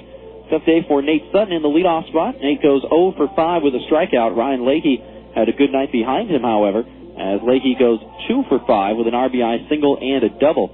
Sean Rodriguez continues to swing the bat very well. Rodriguez 3 for 4, a solo home run in the 5th, an RBI single in the 9th. He also walked, so Rodriguez, with that 9th home run of the year, now has 31 RBIs, as he had a 2 RBI afternoon and gets on base 4 times in 5 trips. Ben Johnson hitting cleanup this afternoon, went 1 for 5. His one hit, a solo home run in the 4th inning. The 4th home run of the year for Ben Johnson. It was just straight away center field. Baltazar Lopez goes 1 for 4, reached on an error, stole his first base of the year and scored a run, then singled in the 8th. Cliff Pennington sees his season-high 10-game hitting streak come to an end as he finishes 0 for 4. And that means that the 11-game hitting streak of Pat Riley earlier this month is still the longest hitting streak for a Quakes player this season. So Remley 0 for 4. Cody Fuller down the number 7 spot goes 0 for 2 with a walk, a stolen base. He was also hit by a pitch.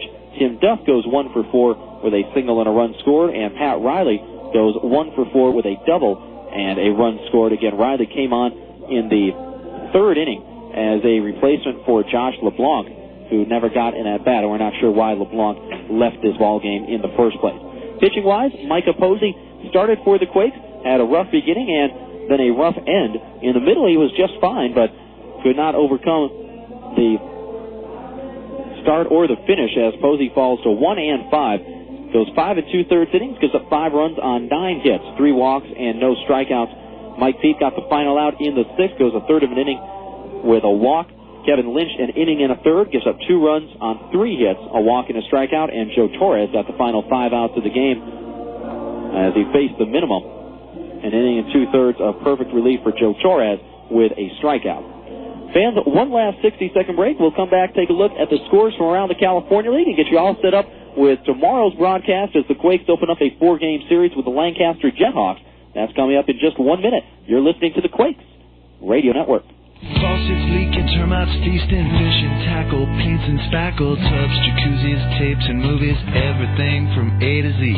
Tile and lumber, tons of plumbers, elevators, carpet makers, radiators, party favors. Take a look and you'll see. Let your fingers keep walking, you yellow book, not the other book.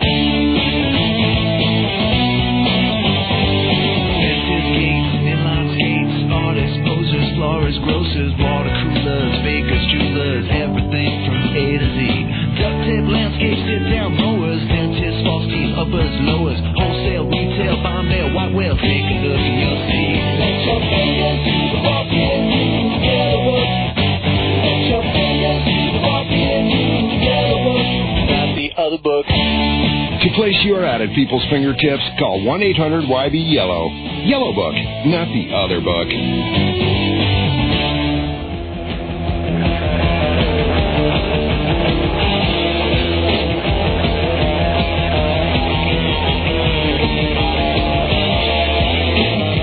Fans, welcome back to the Epicenter. Yellow Book USA postgame show is on the air. Let's take a look at the scores from around the California League. Only one ball game is still going on, and to be honest, folks, that ball game was over a while ago. Inland Empire with a 12-2 lead on High Desert.